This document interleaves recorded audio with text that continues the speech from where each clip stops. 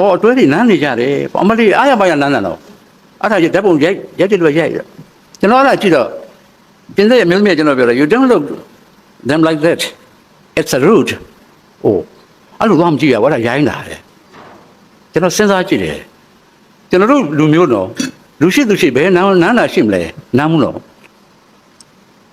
这个路西男那个人记的嘞，就那我多记的就演的嘞。စဉ်းစားကြည့်လေကျွန်တော်ကပြောပြတယ်တို့ယဉ်ကျေးမှုမှာနန်းနံမတွေ့ဘူးငါဖေနဲ့ငါမေနန်းနံငါမတွေ့ဘူး Oh really amazing ဟာ amazing မလုံးနဲ့တကယ်ပဲချိန်နန်းရမှမသိဘူးမသိဘူးတို့မင်းတို့ဘယ်လိုနန်းကြတော့တို့ကိုရနန်းတာဟိုပြင်းစရာကောင်းကြတယ်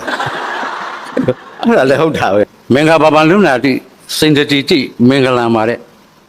ကျဲ့လာတာဘာမှတော့မသိဘူးမကောင်းမှုကိုပယ်နိုင်တတ်နိုင်ခြင်းကြောင့်လည်းကျွန်တော်တို့ကမင်္ဂလာလို့ပြောပါတယ်ကောင်းမှုကိုသိသိစောင့်ရှောက်နိုင်ခြင်းကြောင့်လည်းမင်္ဂလာလို့ပြောပါတယ်ကျွန်တော်လူမျိုးကမင်္ဂလာပါလို့နှုတ်ဆက်ပါတယ်မင်္ဂလာပါမကောင်းမှုကိုပယ်နိုင်တတ်နိုင်ပါစေလို့ဆုတောင်းတယ်ဒါဘာပြလဲဆိုတော့မကောင်းမှုကိုမကြိုက်ဘူးကောင်းမှုကိုကြိုက်တယ်တို့လူမျိုးဘာမှနိုင်ငံပေါင်း200လောက်ရှိတဲ့ချက်မှာဥယျာဉ်ချင်းမှုနဲ့ကိုနှုတ်ဆက်ကြပါတယ် Good morning လို့နှုတ်ဆက်တဲ့နိုင်ငံရှိတယ်ကောင်းသောမနဲ့ခင်းလို့နှုတ်ဆက်ကြရသူတို့မနဲ့ခင်းနေမကောင်းဘူးဆိုတာပြတာနေမုံလည်းနေကြတယ်အေးတယ်လေရတုံတိုက်တဲ့လေကမခံနိုင်ဘူးအဲ့တော့သူတို့ကနေရောင်ကြီးလေးမျောတယ်နှွေးတယ်ကျွန်တော်နိုင်ငံခြားရောက်တဲ့အခါမှာဇွန်ဇူလိုင်ဆိုရင်သူတို့က the spring ပေါ့နှွေဦးသူတို့နှွေဦးကကျွန်တော်တို့မခံနိုင်ဘူးနှွေးတယ်နဲ့သူတို့ကတော့အင်ဂျီတွေချုပ်ပြီးလှဲ့တာဟာသူတို့သိပြောတာပဲသူတို့မနဲ့ခင်းကမကောင်းတော့ကောင်းတယ်မနဲ့ခင်းမျောတယ်ဒါကြောင့် good morning လို့ပြောတာကျွန်တော်တို့ကတော့နေလုံးထွက်ကြတဲ့ကချွေးတလုံးလုံးနဲ့ပဲဟန်ကိုကြတော့သိကောင်းတာပဲအဲ့တော့ကျွန်တော်တို့လူမျိုးကနှုတ်ဆက်တဲ့ယဉ်ကျေးမှုတွေမှာဘာသာတရားအဆုံးမပါပါတယ်မကောင်းမှုကိုပယ်နိုင်တတ်နိုင်ပါစေတဲ့ဘယ်လူမျိုးမှမရှိဘူးကျွန်တော်တို့မှရှိတယ်နော်တနည်းအားဖြင့်ကောင်းမှုကိုသိသိစောင့်ရှောက်နိုင်ပါစေလို့ဆုတောင်းတဲ့နှုတ်ဆက်တယ်ယောက်ျားလေးကျတော့ခင်ဖယားသခင်ဖယားလို့ထူတယ်သခင်ဖယားကနေသလေးပြုတ်သွားတော့ခင်ဖယားပဲကြံတယ်ခင်ဖယားကနေခမယားလို့ကျွန်တော်တို့ကရိုးရိုးသေးသေးသုံးကြတယ်မင်းကလေးကြတော့လည်းမပြုံးရည်လို့ခေါ်တော့အရှင်လို့ထူတယ်သူကလည်းရှေ့ကအားလေးပြုတ်တော့ကြားတော့ရှင်မကြံရခဲ့တာပေါ့ကျွန်တော်တို့ကတစ်ဖက်သားကိုသခင်ဖယားလို့ထူတယ်အရှင်လို့ထူတယ်ကျွန်တော်တို့ရဲ့နှုတ်ဆက်ခြင်းယဉ်ကျေးမှုကသိယဉ်ကျေးတာပဲမနဲ့မိုးလင်းတာနဲ့ကျေးဇူးလေးရိုက်အမြတ်ပေးဝေတဲ့လူမျိုး9နာရီလောက်ကြာမှထပ်သတ်တာတော့တမျိုးပေါ့နော်မနေ့ပိုင်းကတော့ဟုတ်ကဲ့ပဲစัจ java လာကဘာမြေတရုပ်ထိုးဖောက်၍ကြားရပါပေသည်ရွှေကြီးစီတဲ့ဟုတ်တယ်ကျွန်တော်တို့ကကျေးဇူးတွေရိုက်ပြီးတော့မြတ်တာပို့တာအဲ့လိုလူမျိုးတလား၄သတင်းဘုန်းကြီးကျောင်းရောက်တဲ့သတင်းစီကသွားဆောင်တာဟိုတုန်းကအခုတော့မရောက်တော့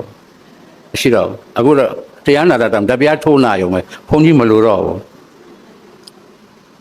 တပြားနဲ့တရားနာလို့ရပြီလေ electronic ခေတ်ကိုရောက်လာပြီထားတော့ဒါကြောင့်ကျွန်တော်တို့ကစိတ်ကိုကောင်းမှုပြုရမှာနှောင့်နှေးတတ်တဲ့သဘောရှိတယ်စိတ်ဟာမကောင်းမှုကိုမွေးလျော်တတ်တဲ့သဘောရှိတယ်ဒါကြောင့်ကောင်းမှုကိုအစောတလျင်လုပ်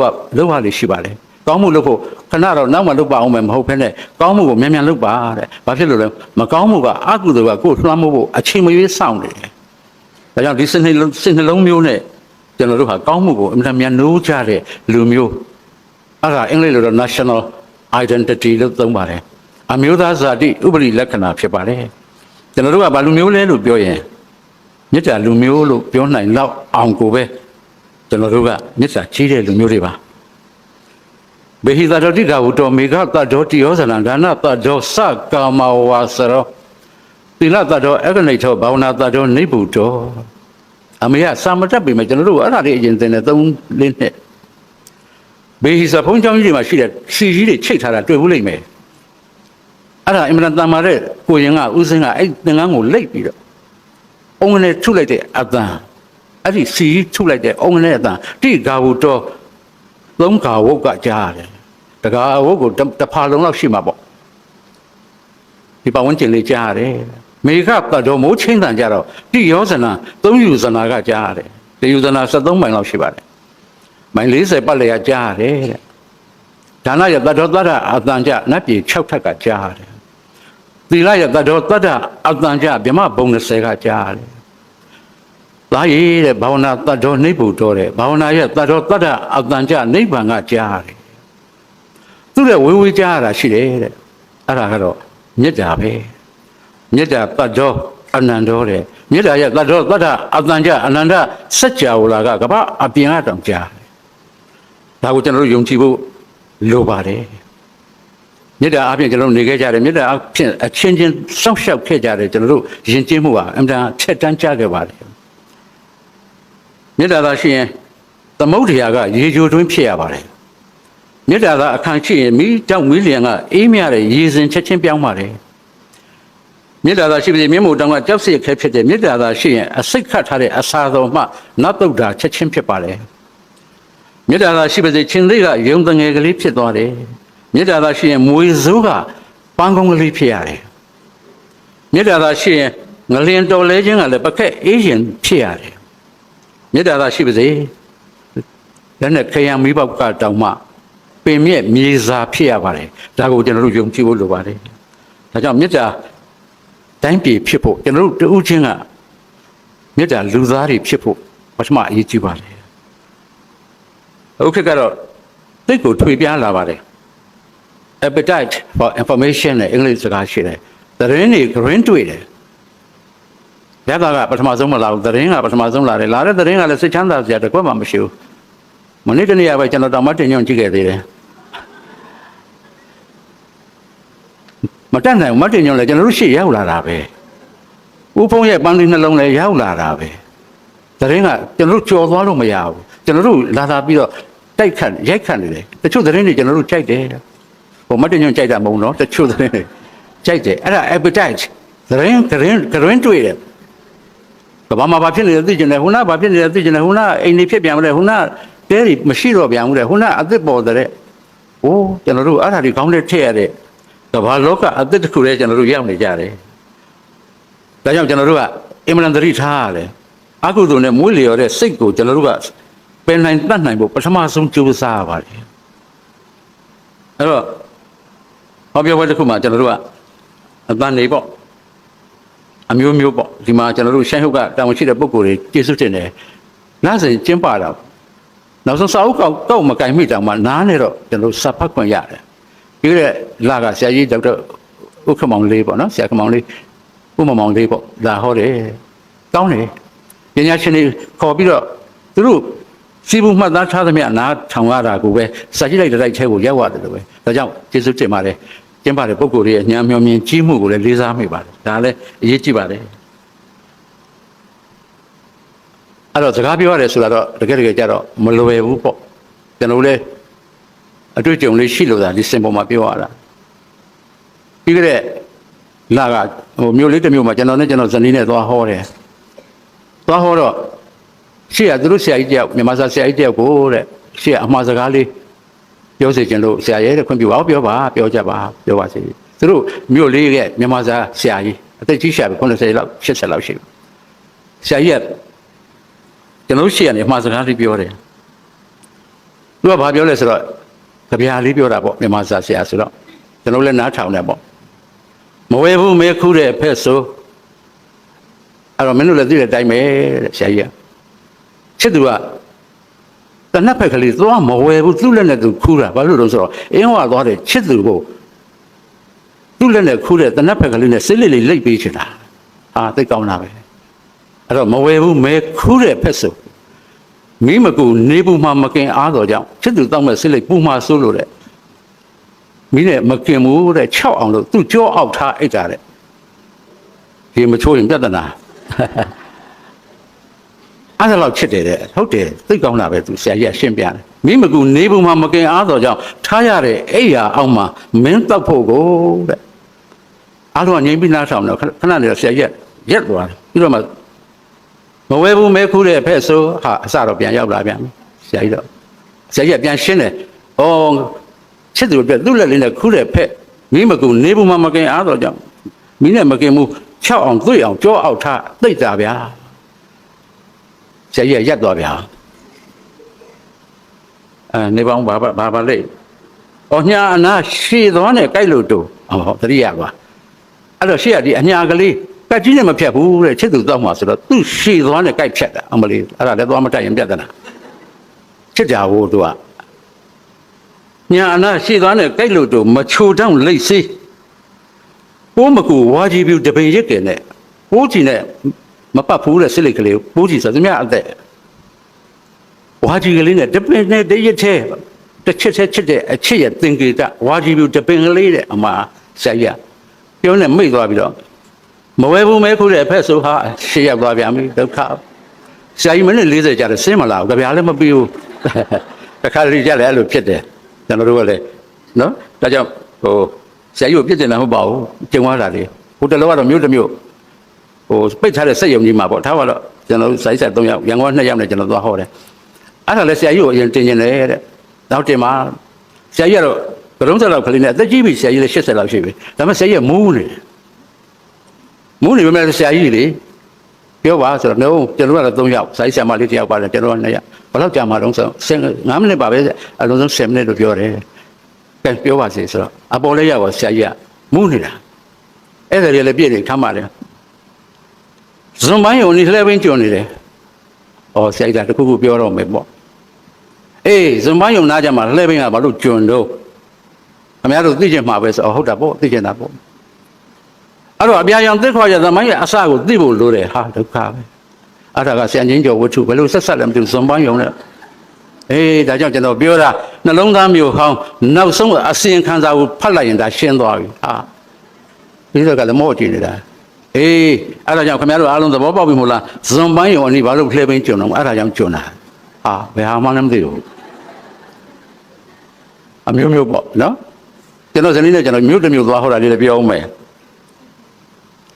ရောက်တော့4 နာရီလောက်5 နာရီလောက်ကြာမိုးရွာရောခင်းထားတာခုံကအပြည့်အပြင်မှာမိုးတွေကရွာလိုက်တာမပြောနဲ့အတန်ချက်ဆက်ဆရာလည်းသူ့ဟာလေးဥက္ခဆိုင်ကနေကျွန်တော်လည်းအသေးတဲ့အိမ်ပေါ်လှမ်းကြည့်စိတ်မချမ်းသာဘူးညတော့ပွဲပြစ်ပြီ6 နာရီလောက်ထိမိုးကရွာတော့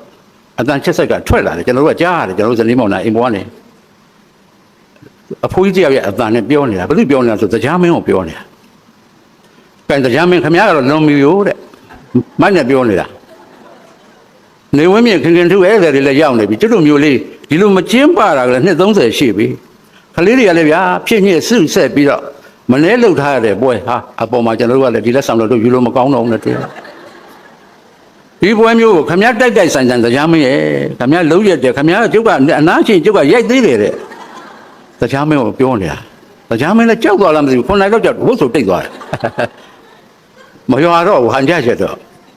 အမျိုးမျိုးပါပဲထားတော့နော်ကြုံရလာကြီးအများကြီးပြောပါမယ်ဒီမှာလည်းခန္ဓာမှုသမီးလေးပဲရောက်သွားတယ်သူလားအေးကျေးဇူးတင်တယ်သူခန္ဓာကျင်းပါတော့တသက်ရရသက်ရှိတာပဲတချို့တော့ခန္ဓာမှုလေးအဲ့လိုဖတ်ပြီးပြန်သွားပြီးပျောက်သွားတာများတယ်သူတော့ကျွန်တော်ကြည့်နေတာမပျောက်လို့မရအခန္ဓာမှုကောင်းမှအခန္ဓာကိုထိနိုင်တာတော့သူသိကြတာပဲကျွန်တော်နဲ့ဆရာချင်းညိုနဲ့မြမကျွန်းပေါ်သွားဟောတော့ခန္ဓာမှုကဒီလိုချောချောလေးမဟုတ်ဘူးနော်သူလားမသိဘူးကော်ဖီဆရာဘာနဲ့တောက်မတုံးတော့ခါကားလေးဆိုတာလာကုန်မလားအဲ့ဒါဘယ်သူလဲတော့မသိဘူးယူနီဖောင်းကလည်းအတူတူဆိုတော့ဘယ်သူပြောမှမသိထားလိုက်တော့အခန္ဓာမှုကဥစဉ်လူတဲ့အသက်စိတ်လောက်ရှိတယ်အသားတွေကဖွေးလို့ဒီကလေကရုံးကလည်းကြီးကြီးပဲကြောက်လောက်ရှိတယ်ကရုံးကလည်းပြောင်းလို့ထွက်ထားတာ3 ရက်ရှိသေးတယ်သူကဆရာချိုးညိုရဲ့ကိုကြီးချင်းဖတ်ရမှာသိကောင်းတာမပြုံးပြုံးကြီးကျွန်တော်နဲ့ဆရာချစ်ကဒီလိုထိုင်းတာပေါ့နှစ်ယောက်သူကဆရာချစ်ကိုကြည့်တယ်ပြုံးပြုံးကရုံးလေးပုတ်၎င်းချိုးညိုသည်အမေဘုန်းကြီးသာမပြောက်သေးဘူးလား၎င်းချိုးညိုသည်အဖကမင်းသားကြီးရွှေတောင်းညိုနဲ့အမိကဒေါ်စရင်ဖြစ်တော်သည်ဆရာချိုးညိုမတ်တက်ကြတယ်ဆက်မိတ်ပါဗျာသဘောကျပြုံးပြုံးကြီးသူကချိုးညိုတော့ငါထကြော့ပြီဆိုပြလက်ကုံးလေးဆိုတာစိကနဲ့၎င်းချိုးညိုသည်သားသမီး6 ဦးနဲ့သားကြီးဩရသဖြစ်၍နာမည်ရင်းကကိုကျော်စွာသဘောပါလားဟိတယ်ဆရာချက်ကပါပါဗျာအေးဒါကြောင့်ယနေ့ညဟောပြောမဲ့မြ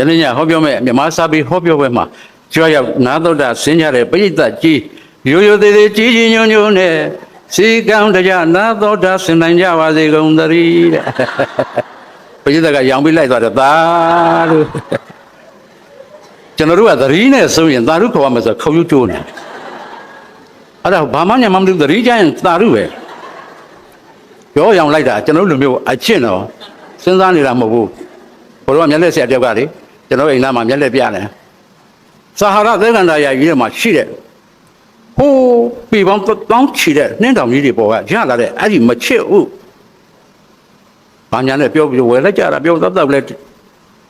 ပြန်တော့မှစဉ်းစားတယ်စာဟာရသဲကန္တာရကြီးကရေခဲတောင်ကြီးအပေါ်ကမချစ်ဘူးဟာပြောချင်တာပြောယုံတာပဲဝယ်တာပဲကျွန်တော်တို့ဟန်ကိုကြတော့အဲ့တော့ကျွန်တော်တို့ကဘာလဲ intelligence အဲ့ဒီဉာဏ်ကြီးပေါ့စဉ်းစားဆင်ခြင်တတ်တဲ့ဉာဏ်ကြီးလိုပါတယ်အဲ့တော့ think or die မေးရင်စဉ်းစားမလားသေမလားဆိုရင်ဘယ်သူမှမစဉ်းစားကြဘူးကျွန်တော်တော့ I want to die I want to think မရှိဘူးတော့မစဉ်းစားကြဘူးစဉ်းစားမနေချင်ဘူးစဉ်းစားဖို့လိုပါတယ်ဒါလေးလည်းပြောချင်ပါတယ်ပြောချင်တာဘာလို့အားလုံးကျွန်တော်တို့ကျေးဇူးတင်ပါတယ်ဒီလိုပွဲကျင်းပဖို့အတွက်အဲ့တော့ဟောပြောပွဲဆိုတာယဉ်ကျေးမှုတိဆောက်ခြင်းပါပဲတနည်းအားဖြင့်ယဉ်ကျေးမှုကိုတိဆောက်ယူတာပါပဲယဉ်ကျေးမှုဆိုတာကျွန်တော်တို့ကတော့ဒီစင်ပေါ်မှာယဉ်ကျေးမှုနိုင်ငံရေးစာနိုင်ငံရေးပေါ့ဒါတွေကျွန်တော်တို့ပြောလို့ရှိပါတယ်ယဉ်ကျေးမှုဆိုလို့ပြောလိုက်ရင်ကျွန်တော်တို့ကတော်တော်ခက်ခဲပါတယ်ရှင်းရတာပဲဟာယဉ်ကျေးမှုခေါ်တာလေလူမျိုးတစ်မျိုးနဲ့တစ်မျိုးမတူပါဘူးဒါလည်းဟိုဘာသာတစ်ခုနဲ့တစ်ခုလူမျိုးတစ်ခုနဲ့တစ်ခုယဉ်ကျေးမှုတစ်ခုနဲ့တစ်ခုမတူဘူးအော်စတြေးလျကိုပြီးခဲ့တဲ့တစ်နှစ်လောက်ကရောက်တယ်သူတို့အိမ်တွေမှာထမင်းကျွေးတဲ့အခါကျွန်တော်တို့ကကြိုက်တဲ့ဟင်းမဲ့ကိုနားရှိတဲ့ဟင်းချက်စားတော့သူတို့ကမျက်နှာပြက်တယ်ဟင်းက6မျိုးလောက်ရှိတယ်နောက်တော့မှကျွန်တော်တို့အချင်းချင်းအော်စတြေးလျရောက်တဲ့မိတ်ဆွေကပြောတယ်ဆရာအကုန်လုံးတို့ပါအကုန်လုံးနည်းနည်းစီစားပါပြီးတော့မှကြိုက်တာနှိုက်ပါကျန်တာမတူဘူးဒီတစ်ခွက်တည်းနှိုက်ရင်သူတို့ကသိစိတ်ဆိုးတယ်ဟာကျွန်တော်တို့ကမဟုတ်ဘူးလေအနားရှိတာတွေ့ရတာပဲလေကျွန်တော်ယဉ်ကျေးမှုနဲ့မတူဘူးသူတို့ကအကုန်နှိုက်မှအိမ်ရှင်ကဝန်တာတယ်ဟုတ်မှာပေါ့ကျွန်တော်တို့လည်းမတူတာတွေကအများကြီးဒါကြောင့်ကျွန်တော်တို့ကတရုတ်လူမျိုးတွေကတူနဲ့စားတယ်တချို့လူမျိုးတွေတော်တော်များများအာရှမှာလက်နဲ့စားတယ်တချို့ကဇွန်းခရင်နဲ့စားတယ်ပြင်သစ်ကတော့မဟုတ်ဘူးဇွန်းနဲ့ဓာတ်နဲ့စားတယ်ကျွန်တော်ပြင်သစ်ရောက်တော့ဘယ်တော့မှဟိုစားလို့မရဘူးဒုက္ခရောက်တယ်ဇွန်းနဲ့ခရင်နဲ့ဆိုတော်သေးတယ်လေဟုတ်မဟုတ်ဇွန်းနဲ့ဓာတ်နဲ့ခရင်မရှိဘူးသူတို့ကတော့ပြောင်းနေအောင်စားတာပဲဘယ်လိုစားလဲတော့မသိဘူးကျွန်တော်လည်းကြည့်တယ်စင်မပြေဘူးပေါ့အဲ့တော့ကိုယဉ်ကျေးမှုနဲ့ကျွန်တော်ယဉ်ကျေးမှုချင်းကဟိုမတူဘူးကျွန်တော်မိတ်ဆွေတယောက်ရှိတယ်လက်နဲ့စားတာအားရတယ်လေဟုတ်တယ်ဘာပဲဖြစ်ဖြစ်ဘယ်သူရောက်ရောက်ကျွန်တော်တို့အချင်းချင်းမှာတော့ကိုယ်နိုင်ငံထဲမှာပြဿနာမရှိဘူးကြက်ကြော်ဝယ်စားတယ်ဘာမှဖဲ့ပြီးဓာတ်နေပိုင်းနဲ့လုံးမနေဘူးကင်စားလိုက်ရမှာကျွန်တော်တို့ကပြီးမှခြေစလုံးသုတ်တာပေါ့ပြဿနာမရှိဘူးကျွန်တော်မိတ်ဆွေတယောက်အိမ်လာလဲတယ်အဲ့လိုပဲကျွန်တော်တို့ကလက်ဖက်လေးတည်ရင်လေးတိုက်နောက်ဟိုဟာလေးပေါ့လက်တော့ပေါ်လေးချစကားတွေပြောရင်းနဲ့လက်ဖက်တော်သူစားတယ်စွန်းပါတယ်မစားဘူးလက်နဲ့စားတယ်အပြန်သူအပြန်လွန့်ပြေးကျွန်တော်တို့လည်းပဲစားလို့ရမလားညစ်ပတ်နေရပဲစားနေတာပြီးလည်းပြီးတော့သူခြေစလုံးကြီးသုတ်တာကျွန်တော်ပြောတယ်ခင်ဗျတပည့်ဒီပေါ်ဝါလေးရှိသားပဲလို့ဆိုမဟုတ်ပေါ်ဝါအားနာလို့တဲ့ပေါ်ဝါလေးကဖွေးနေလို့အားနာလို့ကိုယ်ခြေစလုံးကကိုယ်အင်ကြသုတ်ပလိုက်ရတယ်တဲ့ဒါလည်းဟုတ်တယ်ကျွန်တော်ပြင်သစ်ရောက်တော့ဟိုနိုင်ငံခြားသွားတာကြွားတာမဟုတ်ဘူးယဉ်ကျေးမှုလေးတွေသတိရတော့ပြင်သစ်ရောက်တော့စိမ့်မြစ်ကမြို့လေကောင်ကစီးတယ်ပါရီမြို့လေကောင်ကျွန်တော်တို့လိုက်ဖို့လည်းမြို့သမီးကနိုင်ငံခြားဝန်ကြီးဌာနအကြီးတန်းအရာရှိသူကလည်းနဲ့တက်တော့ကြီးပါပဲသူကညနေကျလာခေါ်တယ်စိမ့်မြစ်ကနေသွားရမယ်ဒီနေ့တော့ဖြင့်နိုတာဒမ်ဖယားရှိခိုးကြောင်းသွားရမယ်စသဖြင့်လိုက်လာခေါ်တယ်စိမ့်မြစ်ဘေးရောက်တော့အများကြီးပဲအတွဲတွေကမြစ်ကစစ်စစ်မှုလည်းကြည့်နေတယ်လက်ဝဲကန်လက်ရကန်ရင်ကျင်းမှုပေါ့အနားမှာရှိတာတွေကြည့်ကြတယ်အဲ့ဒီမြို့သမီးကကျွန်တော်ကိုပြောတယ်သူကတော့ဒီစိမ့်မြစ်နားရောက်လို့ရှိရင်တဲ့ကိုချစ်သူနမ်းရတယ်ဒါကဘာကျော်အမှတ်သားပဲငါစိမ့်မြစ်ဘေးမှာနမ်းမှုတယ်ဆိုတာသူတို့ကသိကုန်ယူတယ်နောက်ကဘာကျော်လူပြလိုက်ကြီးရှိရင်လည်းအဲ့ရှိမှာနမ်းကြရတယ်အဲ့တော့မင်းနမ်းမှုကောင်းတယ်တဲ့သူကနမ်းမှုကောင်းဆိုကျုပ်ကလည်းမင်္ဂလိရှာအောင်မှာပေါ့လို့ကျွန်တော်အင်္ဂလိပ်လိုပြောတော့အေးအနားလည်းမင်းမရှိတာပဲလေတဲ့အဲ့သူကပြန်ပြောတယ်ငါမအားဘူးกว่าတဲ့စင်ရရတာသူတယောက်ရှိတာမအားဘူးတဲ့ပြောချင်တာကနမ်းတယ်အဲ့တော့နမ်းနေတာတော့ဒါကျွန်တော်ဒါလေးပြောချင်တာပါအဲ့တော့ကျွန်တော်ကအတွဲတွေနမ်းနေကြတယ်အမလေးအားရပါရနမ်းတယ်တော့အဲ့ဒါဓာတ်ပုံရိုက်တယ်လို့ရိုက်ရကျွန်တော်အဲ့ဒါကြည့်တော့ပြင်တဲ့မျိုးမျိုးကျွန်တော်ပြောတယ် you don't look them like that it's a rude အဲ့လိုတော့မကြည့်ရဘာလဲရိုင်းတာလေကျွန်တော်စဉ်းစားကြည့်တယ်ကျွန်တော်တို့လူမျိုးတော့လူရှိသူရှိဘယ်နမ်းတာရှိမလဲနမ်းမှုတော့သူတို့ကလူရှိသူရှိနမ်းတာကယဉ်ကျေးတာတဲ့ကျွန်တော်ကသွားကြည့်တာကြရိုင်းတယ်အဲ့တော့စဉ်းစားကြည့်လေကျွန်တော်ကပြောပြတယ်တို့ယဉ်ကျေးမှုမှာနမ်းတာမတွေ့ဘူးငါဖေငါမေနမ်းတာငါမတွေ့ဘူးOh really amazing amazing မလုံးနဲ့တကယ်ပဲချိန်နမ်းရမှမသိဘူးမ သိဘူးတို့စီမင်းတို့ဘယ်လိုနမ်းကြတော့တို့ကိုရနမ်းတာဟိုပြင်းစရာကောင်းကြတယ်အဲ့ဒါလည်းဟုတ်တာပဲမပြောလို့တော့ဘယ်လိုနမ်းလဲမသိဘူးဟုတ်တာပဲသူတို့ပြောတယ်it's a root တဲ့သူမရိုင်းလာတယ်မင်းသွားမကြည့်ရဘူးလူရှိနန်းတာကြတော့မရိုင်းဘူးအဲ့ဒီနန်းတာကိုကြည့်တဲ့ငါကရိုင်းတယ်ဘယ်လိုဖြစ်တာတော့အေးမင်းတို့နဲ့တို့နဲ့မတူဘူးတဲ့ what's is အရှိအနောက်ပဲဟုတ်တယ်ပြောချင်တာပါတော့ကျွန်တော်တို့ခါလေးယဉ်ကျေးမှုကိုကျွန်တော်တို့ကဇွတ်ညှိလို့တော့မရနိုင်ဘူးနောက်ပြဿနာတွေကယဉ်ကျေးမှုကိုကျွန်တော်တို့ကကိုယ်ပိုင်လုပ်ချင်လို့လည်းမရဘူးတို့ယဉ်ကျေးမှုမှာအစင်တန်းမြင့်တယ်တို့ယဉ်ကျေးမှုမှာထက်တန်းကြတယ်မလုပ်ပါနဲ့မဟုတ်ပါဘူးဒါကလည်းအမှန်တန်ရေးကြည့်ပါတယ်တချို့ကဖက်တွယ်ထားခြင်းတယ်ကိုယ်ယဉ်ကျေးမှုမှာကိုယ်ယဉ်ကျေးမှုဒါလည်းမဟုတ်သေးဘူးကျွန်တော်တို့က globalization လို့ပြောရင် multicultural ဒီယဉ်ကျေးမှုစုံဝါဒပေါ့ multiculturalism ပေါ့သူယဉ်ကျေးမှုလည်းကိုလေးစားကိုယဉ်ကျေးမှုလည်းကိုလေးစားနံပါတ်1နံပါတ်2သူယဉ်ကျေးမှုလည်းကိုကတန်ဖိုးထားနားလည်ပေးရမယ်ဖြစ်တယ်လို့ပဲကိုယဉ်ကျေးမှုလည်းသူတို့ကတန်ဖိုးထားနားလည်ပေးရမယ်ဒါကိုကျွန်တော်တို့က globalize ဖြစ်တယ်ပြောတာ globalization ဆိုတာနဲ့တခြားတိုင်းပြည်ကယဉ်ကျေးမှုတွေတော့တို့ထိုးဖောက်ချီရဲဆိုတဲ့အတွေးခေါ်တွေလူငယ်တွေခေါင်းတွေရောက်နေတဲ့အတွက်ကျွန်တော်တို့ကနိုင်ငံခြားယဉ်ကျေးမှုဆိုရင်နှစ်ပြားမှမတန်ဘူးဆိုတဲ့အတွေးခေါ်တွေဖြစ်နေတယ်သူတို့စီကကောင်းတာတွေကျွန်တော်တို့ယူမယ်ကျွန်တော်တို့စီကကောင်းတာလည်းသူတို့ယူပါလိမ့်မယ်ဒါကြောင့်ကျွန်တော်တို့ကယဉ်ကျေးမှုစီးခြားတဲ့အခါမျိုးမှာ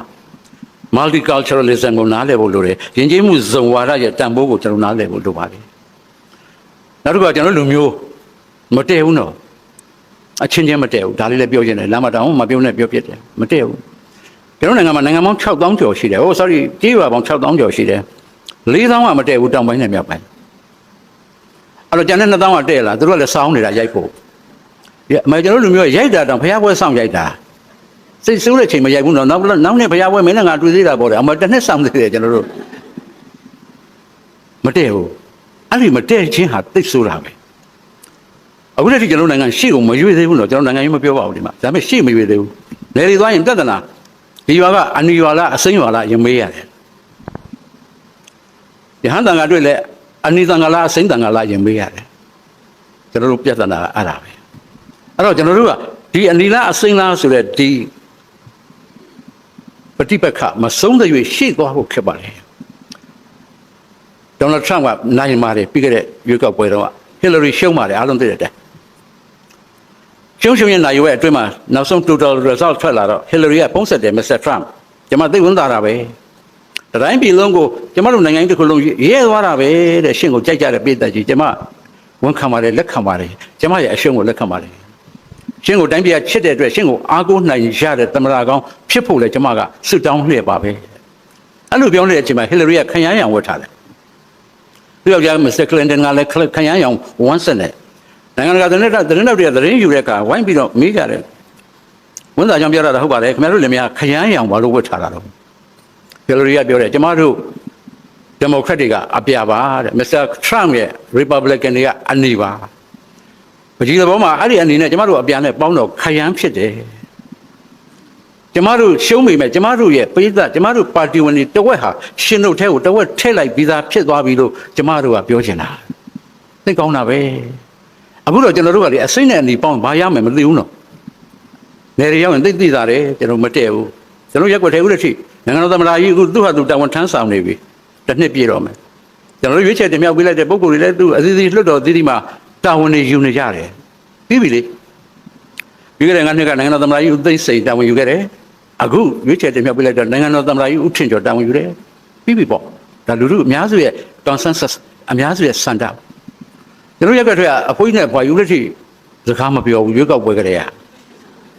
သက်50ကျော်ပြီဖွာကြီးကအင်ကြီးအစိမ်းကြီးနဲ့ဒီချက်အစိမ်းနဲ့ဒီလိုမဖလားအစိမ်းနဲ့ဒီကအုတ်ထုံနဲ့အမေကြီးချင်းသေးကိုပြုလို့ဒီမှာရေးထားတဲ့ပြည်ခိုင်ပြိုးတဲ့သူ့ဘိုးတော်ကသူ့ယောက်ျားကြီးက50ကျော်60မသူကအနီပဝါအနီအုတ်ထုံအနေနဲ့ခွတ်တောင်းနဲ့လင်မယားနှစ်ယောက်သွားရင်စကားပြောတာမတွေ့လို့မေးရတယ်တကယ်ခမဲတို့နှစ်ယောက်ဘာစကားပြောလားမပြောဘူးတဲ့ဘယ်တော့မှစမပြောတာဆိုရွေးကောက်ပွဲမတိုင်ခင်ကတည်းကဟာဘာလို့တော့မပြောကျင်လို့လေကျမတို့အိမ်မှာကျွတ်တို့အိမ်မှာစီကန်းရှိတယ်တဲ့ဘယ်လိုစီကန်းတော့နှစ်ယောက်သဘောတူလောက်ထားတာပြောခင်ဗျားတို့ကြည့်လိုက်ဒီအင်ကြီးဒီပဝါနဲ့ဒီအုတ်ထုပ်ခင်ဗျားယောက်ျားလည်းဒီပဝါဒီအင်ကြီးဒီအုတ်ထုပ်ခင်ဗျားတို့ချွတ်ရောချွတ်သေးရလားဆိုမချွတ်ဘူးတဲ့ ဘယ်လောက်ကြာပြီတော့ဆိုတစ်နှစ်ပြည့်ပေါ့ရေမချိုးလာတယ်ဘာလို့တော့ဆိုအင်ကြီးစချွတ်တယ်လို့အရှုံးတယ်ဟာစင်ရတာလင်မယားနှစ်ယောက်ရှိတယ်အင်ကြီးစချွတ်တယ်လို့အရှုံးဆိုဘယ်သူမှမချွတ်ဘူးတဲ့တစ်နှစ်ကျော်ရေလည်းမချိုးဘူးအဲ့ဒီစိတ်ဓာတ်မျိုးနဲ့သွားလို့တော့မရဘူးပေါ့နော်ကျွန်တော်တို့ကငြင်းချင်းငြင်းချမ်းချင်းနဲ့သွားရလိမ့်မယ်ကျွန်တော်ဟောဘူးလားမသိဘူးမပြုံးတော့မေးကြည့်တယ်ဟိုတုန်းကတော့တန်ခချင်း၃ယောက်ရှိတယ်ဘိုးတော်ဦးဝိုင်းဖြစ်လာမဲ့မောင်ဝိုင်းကလေးနဲ့ပထမဆရာအောင်ဖြစ်လာမဲ့မောင်အောင်ကလေးနဲ့နောက်တန်ခချင်းတစ်ယောက်၃ယောက်သိချစ်တာကြီးလာတော့မောင်ဝိုင်းကလေးကဘိုးတော်ဦးဝိုင်းဆိုပြီးတော့ဗဒုံမင်းတရားကြီးဖြစ်တာပေါ့ရာဇာပလင်ပေါ်တက်ပထမဆရာအောင်ကလည်းဗရာနဲ့ရေစကြံတန်ကုန်မထိုးပဲပထမတကုန်းနဲ့ထွက်ရလမ်းပေါက်စေရမယ်တိုင်းပြည်ဆင်းရဲလိုက်တာမုတ်ဆိုးမတောင်ဖျားတဲ့အောင်ကလှုပ်ပြီးမယ်သူကလည်းထွက်ရလမ်းပေါက်ဖို့ကြင့်ကြံတယ်ထက်လမ်းပေါ့ကျန်တာရွှေမုံငွေမုံရွာမှဖြစ်မယ်ဗရာသေးတော့တဆွေဝ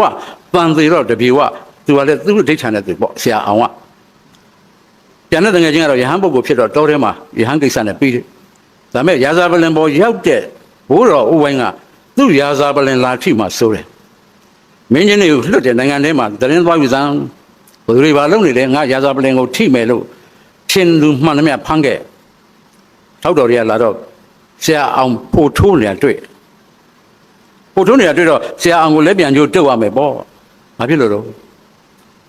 ဒီဖရားကြီးကမသင်္ကာတာရှိရင်ဖမ်းခဲ့ရမယ်အမိန့်တော်မှတ်ထားကြအောင်ပါပေါ့အေးငါကဘာမှလုပ်တာမဟုတ်ဘူးမင်းတို့ရှင်ဘရင်နဲ့ငါနဲ့တငယ်ချင်းဟဲ့ငါကဗရာနဲ့ရေစင်တန်ကုန်မထိုးပဲပထမတကုန်းနဲ့ထွက်ရလမ်းပေါက်ဖို့ကြိုးစားနေတာဘာလို့ဖို့တော့နန်းစီစိတ်ငါကရနာမိုးဆောင်ရွာဖို့လုပ်နေတာမရဘူးတင်းဖမ်းမယ်လို့တော့ကဲဒါဆိုလဲငါရေးတဲ့ပရပိုက်ပေါ်ကဝါလုံးကိုပြအောင်ဖြတ်ခိုင်းလိုက်ပေါ့ပရပိုက်တဆူယူပြီးကန့်ကူစံနဲ့ဝါလုံးလေးရေးတယ်ဘိုးဘိုးအောင်ကဲမင်းတို့ရှင်ဘရင်ကိုဒါဖြတ်ခိုင်းနှလုံးဖြစ်တော့နှလုံးပေါ်မယ်နှလုံးဖြစ်တော့လေးလုံးပေါ်မယ်လေးလုံးဖြစ်တော့ရှစ်လုံးနှစ်ဆတိုးလိမ့်မယ်နော်ပြက်ဖို့မပြောနဲ့နှစ်ဆတိုးသွားလိမ့်မယ်ရှင်ဘရင်သတိပေးလိုက်အောင်အဲ့ဒီဝါလုံးပြက်တယ်ဆိုတော့ငါမင်းတို့ငါလာမဖမ်းနဲ့ငါလာဖမ်းခံမယ်ဆရာအောင်ကပေးလိုက်တော့ထားပါတော့ဘယင်စီရောက်တော့ဘယင်ကငါလို့ရှင်ဘယင်ကိုမောင်းအောင်လူပါဝါလို့အားရနဲ့ဖြစ်တယ်ဖြစ်တော့ထုံးစံတိုင်းတစ်လုံးကနှလုံးဖြစ်နှလုံးဖြစ်တော့လေးလုံးလေးလုံးဖြစ်တော့ရှစ်လုံးရှစ်လုံးဖြစ်တော့16လုံးဗနန်းကြီးလေးအစပွားတွေဖြစ်တော့နန်းတော်မျက်နှာချက်ဒီမှာလဲဝါလုံးကြမ်းကင်းလဲဝါလုံးဘဲကြည့်ကြည့်ဝါလုံးသူ့လက်မောင်းတွေလဲအင်ကြီးလဲဝါလုံးအကုန်ဝါလုံးတစ်ခါထပ်ဖြတ်လိုက်ပြန်နောက်နှစ်ဆတိုးပြန်အဲ့ဒီဘိုးဘိုးအောင်ရဲ့အဲ့ဒီဝါလုံးအင်္ဂလိပ်ခေတ်တုန်းကအခုအဆိုတော်ရော့ကာဇော်ဝင်းထွတ်တို့ရဲ့ဖိုးအေဇာကြီးရွှေတိုင်းညွန့်ကဒါကိုအသုံးချတယ်နိုင်ငံရေးသချင်းဖြစ်အသုံးချတယ်ဘိုးဘိုးအောင်ဆိုတဲ့ချင်းကိုရေးတယ်ဇာကြီးရွှေတိုင်းညွန့်ကဆိုတဲ့ပုဂ္ဂိုလ်ကမင်းသားကြီးခင်မောင်ရင်ကဆိုတယ်စစ်ကြုတ်ခေတ်ကတိတ်နာမည်ကြီးတဲ့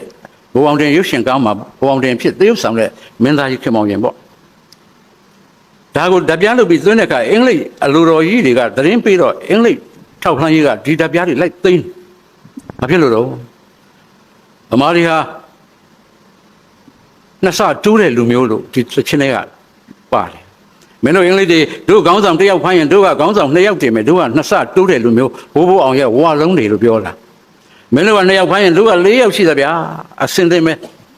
မင်းတို့နေချက်က၄ယောက်ဖိုင်းရင်တို့ကခေါင်းဆောင်၈ယောက်တင်ဖို့အစင်သိမဲ့တို့ကနှစ်ဆတိုးတဲ့လူမျိုးဒါဟုတ်ပြောချင်တာနိုင်ငံရေးအပြင်တိုက်တဲ့သချင်းသိကောင်းတာပဲသချင်းကအဲ့ထက်ကတပိုက်ပါပါတယ်သံယံကိုမစိုးထားနဲ့တော့ထင်ရှားအောင်မြင်ရပြီငါရေးပြပါတဲ့ဝတလုံးကိုသာတီးမင်းပြက်အောင်ဖြတ်နိုင်ရင်ငါကိုနိုင်လိမ့်မည်။အိုးသံယံကိုမစိုးထားနဲ့တော့ထင်ရှားအောင်မြင်ရပြီငါရေးပြပါတဲ့ဝတလုံးကိုသာတီးမင်းပြက်အောင်ဖြတ်နိုင်ရင်ငါကိုနိုင်လိမ့်မည်ပထမဂုံရောင်ဘိုးအောင်ကဒီကဲ့သို့လျင်စွာပညာပြသည်ဖိဘရင်မဟာသည်သူကိုယ်တိုင်ထင်းလင်းအတင်းဖြစ်လိုက်တာကအစကဝါတစ်လုံးကနှလုံးဖြစ်လာသည်နှလုံးဖြစ်ပြန်တော့လေးလုံးပေါ်ခဲ့ပြီ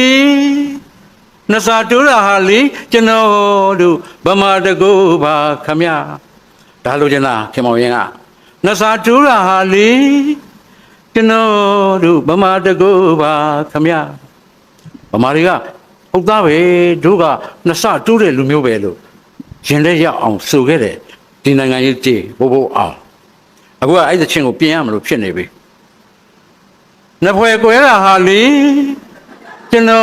တို့ဗမာတကူပါခမရနှစ်ဖွဲ့ကွဲတယ်နော် GCB ကွဲတယ်ဒုမစီယုံကွဲတာပဲဖဆပါလာကွဲတယ်တီမြဲတန်ရှင်းကွဲတာပဲဗမာပြည်ကွန်မြူနစ်ပါတီအနေနဲ့အဖြူကွဲတာပဲကျွန်တော်တို့ကလေနှစ်ယောက်ရှိရင်၄ဘွယ်ကွဲတယ်ဟာနေဝင်းမြနှစ်ယောက်တည်းရှိတယ်ဘယ်နဲ့၄ဘွယ်ကွဲတော့မယားတွေပါလာလို့ယောက်ျားကြီးကပြန်လာမရှိဘူးဘောလုံးမသွားကြည့်လဲမတဲ့ခဏပဲပြီးရင်အရက်ဆန်ချက်ပြန်တဲ့တယ်မိန်းမတွေပါလာတော့ညှောက်ပြီ၄ယောက်၄ဘွယ်ကွဲတယ်အဲ့လိုကွဲရင်တော့ကျွန်တော်တို့ရှေ့တိုးဖို့ခက်တယ်မတူတာရှိမှာပေါ့တူတာလေးကျွန်တော်ပေါင်းကြရမယ်ကျွန်တော်တို့ချင်းချင်းလဲတူတာလေးပေါင်းပြီးရှေ့သွားမှာပေါ့ဒါဆိုရင် organization ပဲဒါဆိုရင် institution တစ်ခုပဲကျွန်တော်တို့ချင်းချင်းမှာဒီချစ်ချင်းအားဖြင့်ဒီမေတ္တာအားဖြင့်လုံးဝကျွန်တော်တို့ရှေ့သွားလို့ရမယ်ဒါကြောင့်အမှန်တန်ရေးကြည့်တယ်ဒါကိုကျွန်တော်ပြောချင်တာမေတ္တာအားဖြင့်သွားနိုင်တဲ့လူအဖွဲ့အစည်းဖြစ်မှရှေ့ကိုရောက်ပါလေကျွန်တော်မိတ်ဆွေကတ်တွန်းဆရာ object ကတ်တွန်းတဲ့ပုံရေးတယ်ဟိုတော့ကျွန်တော်နောက်မှာလာအိုကမ္ဘောဒီးယားဗီယက်နမ်တောင်ကျွန်တော်နောက်မှာသူကစစ်တီဖြစ်ပါလိဖြစ်နေကျွန်တော်နောက်မှာကျွန်တော်ရှေ့ရနောက်တော့ကျွန်တော်တို့မှီလာတယ် object ရေးထားတဲ့ကတ်တွန်းထဲမှာအမှန်သူတို့မှီလာပြီးတယ်ကောင်းတာပေါ့တဲ့စကားတစ်ပြေပေါ်သွားအောင်တဲ့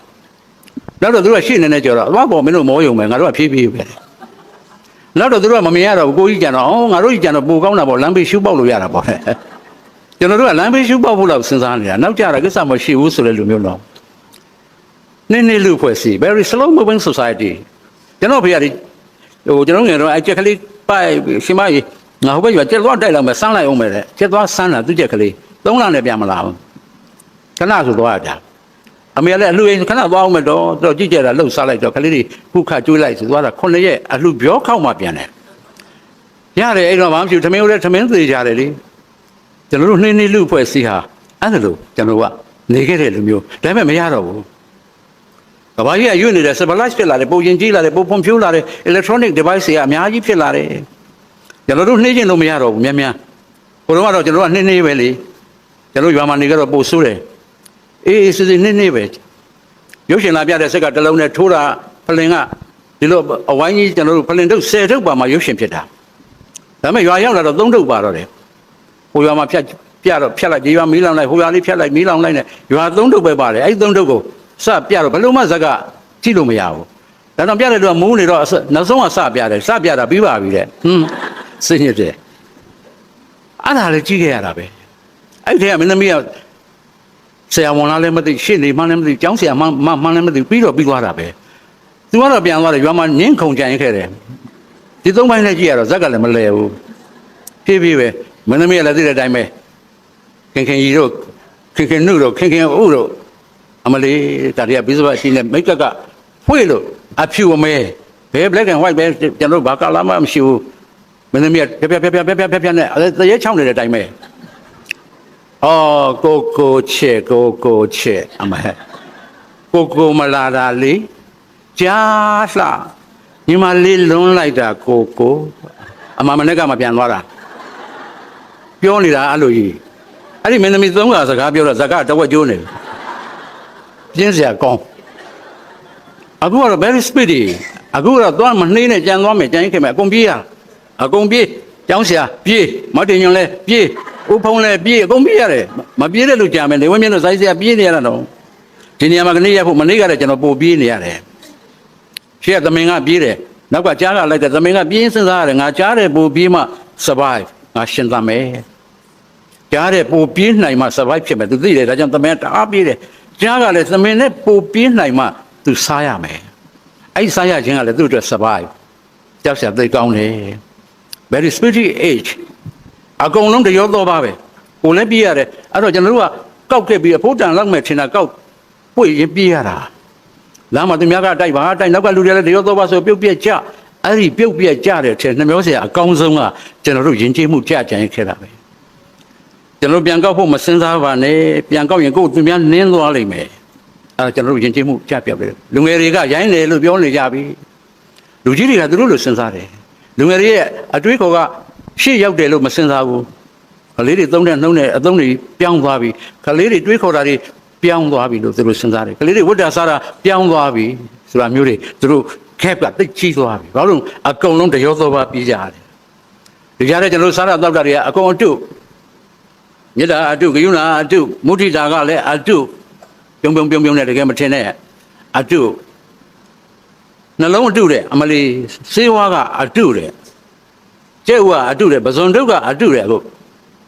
မနေ့တနေ့ကသမီးကပြတယ်ပဇွန်တုတ်အတုလောက်တာဟာကြောက်ရှာအကုန်အတုပဲအသားအတုချုံမောင်းအတုငရုတ်သီးမောင်းအတုဆန်ကအတုငပိကအတုသေသီသနကအတုအရက်ကအတုအဲ့ဒါတော့တော်တော်ဆိုးတယ်အရက်တော့ကောင်းကောင်းလုပ်ကြပါဗျာအတုတော့မကောင်းပါဘူးအရက်ကအတုတဲ့ဘီယာအတုတဲ့ကော်ဖီမုန့်အတုတဲ့သပင်ကအတုတဲ့စိတ်ကအတုတဲ့အမလီ Facebook အကောင့်ကလည်းအတုရှိသေးတယ်တရားသီးအတုတဲ့အမဲသားအတုတဲ့စိတ်သားအတုတဲ့ဝိုင်းအတုတဲ့ပြားရည်အတုတဲ့စားအတုတဲ့တရားအတုတဲ့ဂျင်းစင်းကအတုတဲ့မနေ့တနေ့ကတော့ဖတ်လာတယ်ကျွန်တော် Facebook ထဲမှာတနခါတုံးအတုတယ်အထက်ကပလတ်စတစ်တုံးအပေါ်ကပေါ်နဲ့အပွေးလေးတွေကပ်အတွင်းဖိုက်တက်ကဇွတ်ရောင်းတော့ကျွန်မလည်းဝယ်ခဲ့တယ်တဲ့အင်ကြသွေးလိုက်တော့ဖတ်တွေထွက်သွားတော့အောက်ကပလတ်စတစ်အယိုးကြီးတယ်ကြည်စားဒီလောက်ကျွန်တော်နိုင်ငံမှာပေါ်တဲ့တနခါတောင်အတုတယ်စားသားကြောက်ဆိုလို့ဝယ်ကြည့်တော့တချံပြီးတော့မှကျွဲသားကြောက်တယ်နာမည်ပြောင်းလိုက်ရင်ကိုစိတ်သားစားသားလို့သဘောထားလိုက်ရင်ပြီးပါတယ်ဆရာရဲ့ဟုတ်သားပဲအဲ့ဒါလေစားသားကြောက်တယ်အမလီမနေ့ကအသားပြားအတုတယ်Facebook မှာသူများနိုင်ငံကလွှင့်လာကြည့်တော့မှအမလီပုပ်တင်ညူတွေရောမွေတွေရောကြွက်တွေရောဖားတွေရောတီကောင်တွေရောချိတ်ထားတာသိကောင်းတာပဲတောင်းမှတော့ကျွန်တော်တို့မစားဘူးအသားပြားအတုအကုန်အတုတွေကြီးပဲဖရဲသေးအတုတယ်ကော်ပီလို့အတုတယ်ထားပါတော့မနေ့တနေ့ကသတင်းတစ်ပုဒ်မှာသိကောင်းတာပဲဖားရတာနေမှာ6လုံးပြူအတုနဲ့တမတိုက်သွားတယ်ရွှေ30သားပါသွားတယ်6လုံးပြူတော့အတုတော့ရွှေ30သားပါသွားပြီပါသွားတဲ့လူကပြုံးပဲဟာဘာလို့လဲဆိုတော့ကျမရွှေလည်းအတုပဲအေးဟုတ်သားပဲအတုတွေကြီးပဲနေဝင်းမြင်လည်းအခုပဲအတုပဲလာတာထားတော့ပြောချင်တာပါတော့တချို့ကရိုးတယ်တချို့ကအတုကိုတူမှလည်းမသိဘူးစိတ်ကိုစိတ်မှလည်းမသိဘူးအဲ့ဒါတော့အိမ်ဆောက်ဖို့အင်ဂျင်နီယာနဲ့ကျွန်တော်တိုင်မယ်တော့ရှားတယ်အခုကလည်းခက်တာဘိလမီယာအတုတွေပေါ်တယ်ဟုတ်ကဲ့အစ်စ်ဝယ်ရမှာပေါ့ဗျာအဲ့တော့ပါကိကလည်းအတုရှိတယ်ရှားဟမ်အဲ့တော့မှန်ကြပြီအကောင်မှန်လည်းအတုတွေပေါ်နေတော့ရှားဟမ်တော့ခမရအင်ဂျင်နီယာလက်မှတ်ကအတုလားစစ်လားမေးရတယ်အကုန်အတုကြီးပဲနော်ထားလိုက်တော့တရားသေးကအတုတယ်ဘဲဥကအတုတယ်အိမ်ကခင်ထူတောင်တခါစမ်းကြည့်ရတယ်တရားသေးလားဘဲဥလားအမတော်သေးတယ်သူကတော့အတုတော့အတုဝဲမုံရွှေအတုတော်သေးတယ်အဲ့ဒီတခုတော့ထားပါတော့ဘိုးတော့ကိုစံမြတယ်မအေးလှတယ်လင်မယားနှစ်ယောက်ယောက်ျားဘာမှမလုပ်ဘူးကိုစံမြဒီတိုင်းထိုင်နေတော့မလားဘာတော့စီးလေးပါလေရောင်းတယ်ငါမှမရောင်းတတ်တာဟာကဲကျုပ်ပုတ်ရက်ပြီမယ်ပုတ်အကြီးတလုံးသေးတလုံးရက်မယ်အဲ့ပုတ်ကိုထမ်းပြီးဟောမတဲ့တဲ့မြို့သွားရောင်းမြို့လည်းငါမရောက်ဖို့ပေါ့မိမရာပုတ်အကြီးရှိရထားပေးမယ်လေအဲ့ရှိရထားတဲ့အတိုင်းဆက်သွားအဲ့ဒါမြို့ရောက်တော့ပုတ်အသေးရနောက်ကဆိုရှင်မှားเสียမရှိပါဘူးအေးအဲ့ဒါမိမပုံတောင်းတစ်လုံးရက်ဒါက900ဟောတာက300အေးပါသိပါပြီပုတ်ကြီးရှိရထားအေးပါပုတ်ကြီးရှိရလမ်းပေါ်တင်ပေးလိုက်တော့ပုတ်ရှိအတိုင်းလိုက်သွားတော့မြို့မသေးကြဘူးလေမသေးကြမရှိတော့ရောက်ကိုရောက်အောင်ဒါပေမဲ့ကိုစံမြလမ်းရောက်တော့ဇရက်ပေါ်ခဏတော့နားအောင်မှဖြစ်မယ်ဆိုတဲ့အဲ့တော့နောက်လာတဲ့ဧည့်သည်ပုတ်လှဲ့ရောအပေါက်ကတစ်လက်ကြီးဆိုတော့ပုတ်လှဲ့ထားတယ်ကိုစံမြမသိဘူးနိုးလာတော့အကြီးကမြို့ရောက်တယ်ဆိုတော့ပြန်လျှောက်တော့ရွာပြန်ရောက်လာရွာရောက်တော့ရွာထိတ်ကြတော့ကြည့်တယ်အမမိမကမြို့နဲ့ပြောတာတို့ရွာထိတ်ကြတော့တို့နဲ့အတူတူပဲဟာတယ်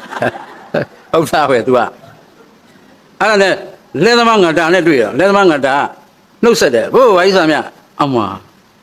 ဒီကောင်လည်းတို့မြို့တာဆိုတော့တို့ရငါတာအတိုင်းပဲတဲ့နွားနဲ့ကောင်လည်းငါတာအတိုင်းပါပဲအမလေးလောကအတုတွေရှိတယ်ဟုတ်သားပဲဟာတယ်အမ तू ကရင်းနဲ့ပြန်လာတယ်ရွာလေကြတော့လက်တဲ့တော်တုံနဲ့တွေ့ရ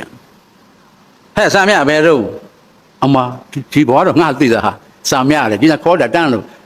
ဒီပဲဗျခင်ဗျားတို့မြို့လာတာပဲဘယ်မြို့တော့ဟုတ်ဗျာခင်ဗျားတို့ဒီမြို့လေခင်ဗျားနေဘယ်သွားမလို့တော့ငါအမသားဖွားသွားမလို့ဟာမြို့ကမတုတ်ကလည်းသားဖွားတယ်ပဲရွာကမတုတ်တယ်ဒူပါပဲလားဟုတ်တာပဲလူတွေအတုပေါ်တယ်ဆိုဟုတ်တော့တယ်အိမ်ရောက်သွားရောအိမ်ရောက်တော့မိမနဲ့ထွေတော့မိမကဟောပုံကြီးနှလုံးနဲ့ပြန်လာပြီထင်တော့ထင်သားပဲပေါ့ကိုစံမြဘယ်လိုဖြစ်တာတော့အမ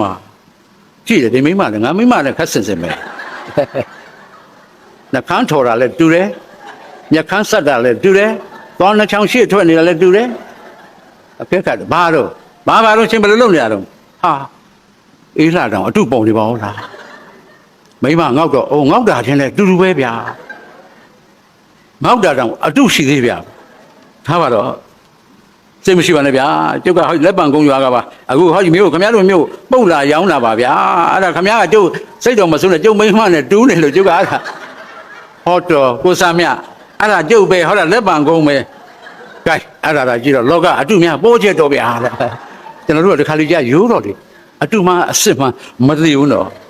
အဲ့ဒါကြောင့်ကျွန်တော်တို့ကဒီခါလေးအတုနဲ့အစ်စ်လည်းခွဲခြားတတ်ဖို့လိုပါတယ်ဟုတ်ပြီကျွန်တော်တို့ဘာရှိဖို့လိုလဲဟောမဟောသည်ပြည့်တော့ဘာရှိဖို့လိုလဲမေတ္တာမနော်မမိတ်နဲ့မေတ္တာရှိဖို့လိုပါတယ်ပြောချင်တာကဘာလဲ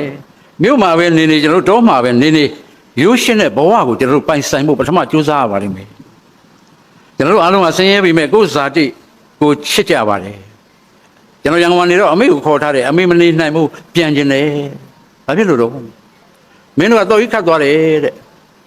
အဲ့ဒီလေးပဲလေးတိုင်းကာထားတဲ့အုပ်ရိုးကြီးတဲ့ငါတယောက်တည်းငုတ်တုတ်မင်းတို့ကတော့ပြောတာပဲ TV ကြည့်ပါလားငါအဲ့ထက်အကောင်မလေးကြည့်လို့မရဘူးဟုတ်တယ်အဲ့ဒီမိချောင်းရောင်လေးထဲမှာလူတွေဟာနေလားညလားမသိမြို့ပြမှာနေရတဲ့အဲ့ဒုက္ခအခုနပဲဆရာဝန်သားနဲ့ပြောပြတယ်ကျွန်တော်တို့က bio clock ရှိတယ်အားလုံးမှာဇေဝနာရီတွေတယောက်တစ်လုံးရှိတာနေတာပဲလတာတဲ့ဟဲ့လေးတိုက်တဲ့ဟဲ့လေးညင်းလေးဟဲ့ကျွန်တော်တို့ကခံစားရတဲ့လူသားတွေအဲ့လူသားတွေရဲ့ bio clock အဲ့ဇေဝနာရီကမြို့မှာပြက်နေတယ်ရွာမှာဆိုမပြက်ဘူးတဲ့ရွာက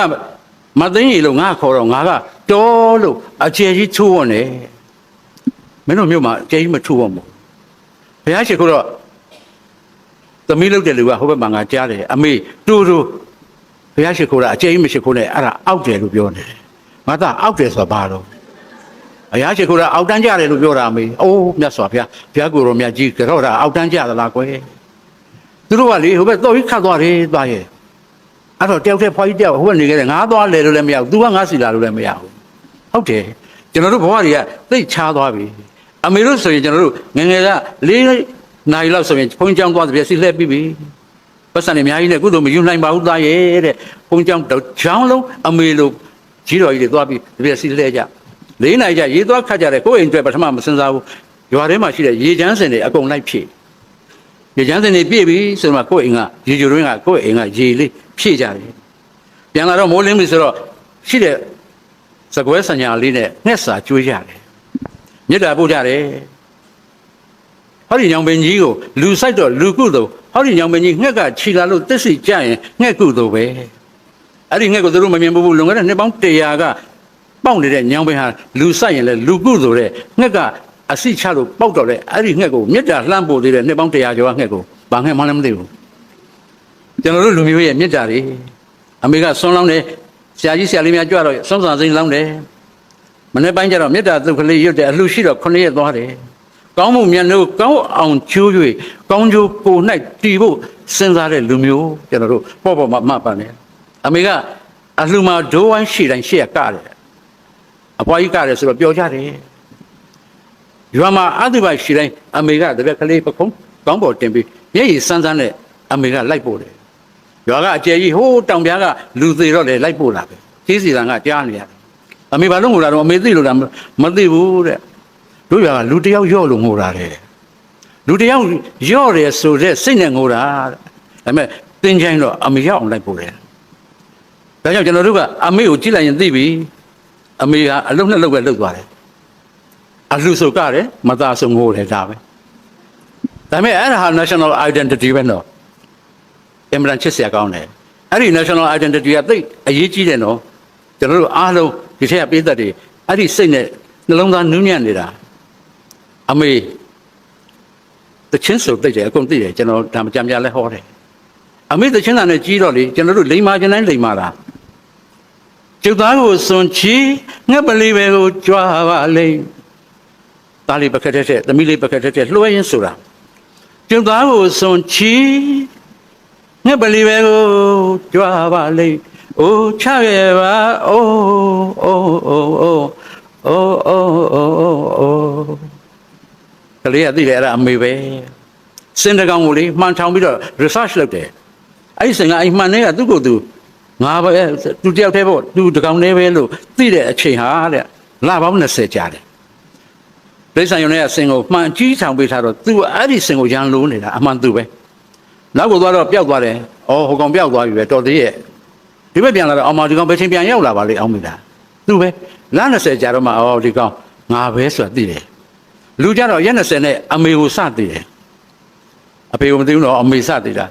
ာဒါကြောင့်ကပ္ပလီလေးဖြစ်ဖြစ်အင်္ဂလိပ်ကလေးဖြစ်ဖြစ်တရုတ်ကလေးဖြစ်ဖြစ်ကလားလေးဖြစ်ဖြစ်ဗမာလေးဖြစ်ဖြစ်စပြီးပထမဆုံးထွက်တဲ့သူတို့နှုတ်ကထွက်တဲ့အခရာအတန်ကမအဲ့ဒါတကဘာလုံးတူတယ်ပဲမအမေ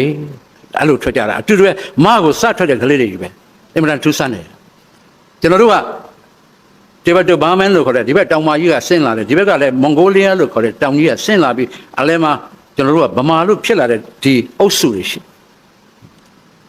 ကျွန်တော်သမီးလေးမွေးတော့ကြောပြင်မွေးကြတဲ့ကြည့်လိုက်တော့ကြောပြင်မှာအစိမ့်ခွက်ကလေးတွေနဲ့တင်ပါလေးတွေအစိမ့်ခွက်ကလေးတွေနဲ့သိကြတယ်ကျွန်တော်တို့ဟာမွန်ဂိုကဆင်းလာအဲ့ဒါ Mongolian sport လို့ခေါ်တာမွန်ဂိုတွေကဆင်းလာတဲ့ကလေးတွေမျိုးရိုးရှိတဲ့အတွက်သူတို့ကြောပြင်တဲ့သူတို့တင်ပါလေးတွေမှာအစိမ့်ခွက်ကလေးတွေပါတယ်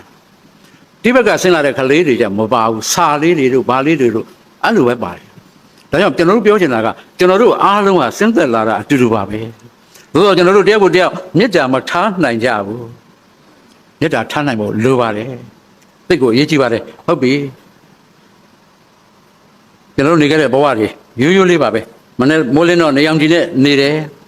ဘာမှမပါပဲသဲနွေးနွေးရေနွေးနေလေးတွေမှာအမေတို့ကဖြတ်သွားကြတယ်ဝါဘီကလေးပတ်ကရမက်နံငလေးနဲ့အမေတို့နေခဲ့ကြတယ်ရွာစည်းရိုးကအရွက်ကလေးတွေချက်ခါဒီမှာရွေနေဘုံဝမ်းတဲ့ချက်အိပ်ပြီးတော့မှအားရပါရတောက်ကြစားကြတယ်ကျေးဇူးကလေးရိုက်မေတ္တာပို့ကြတယ်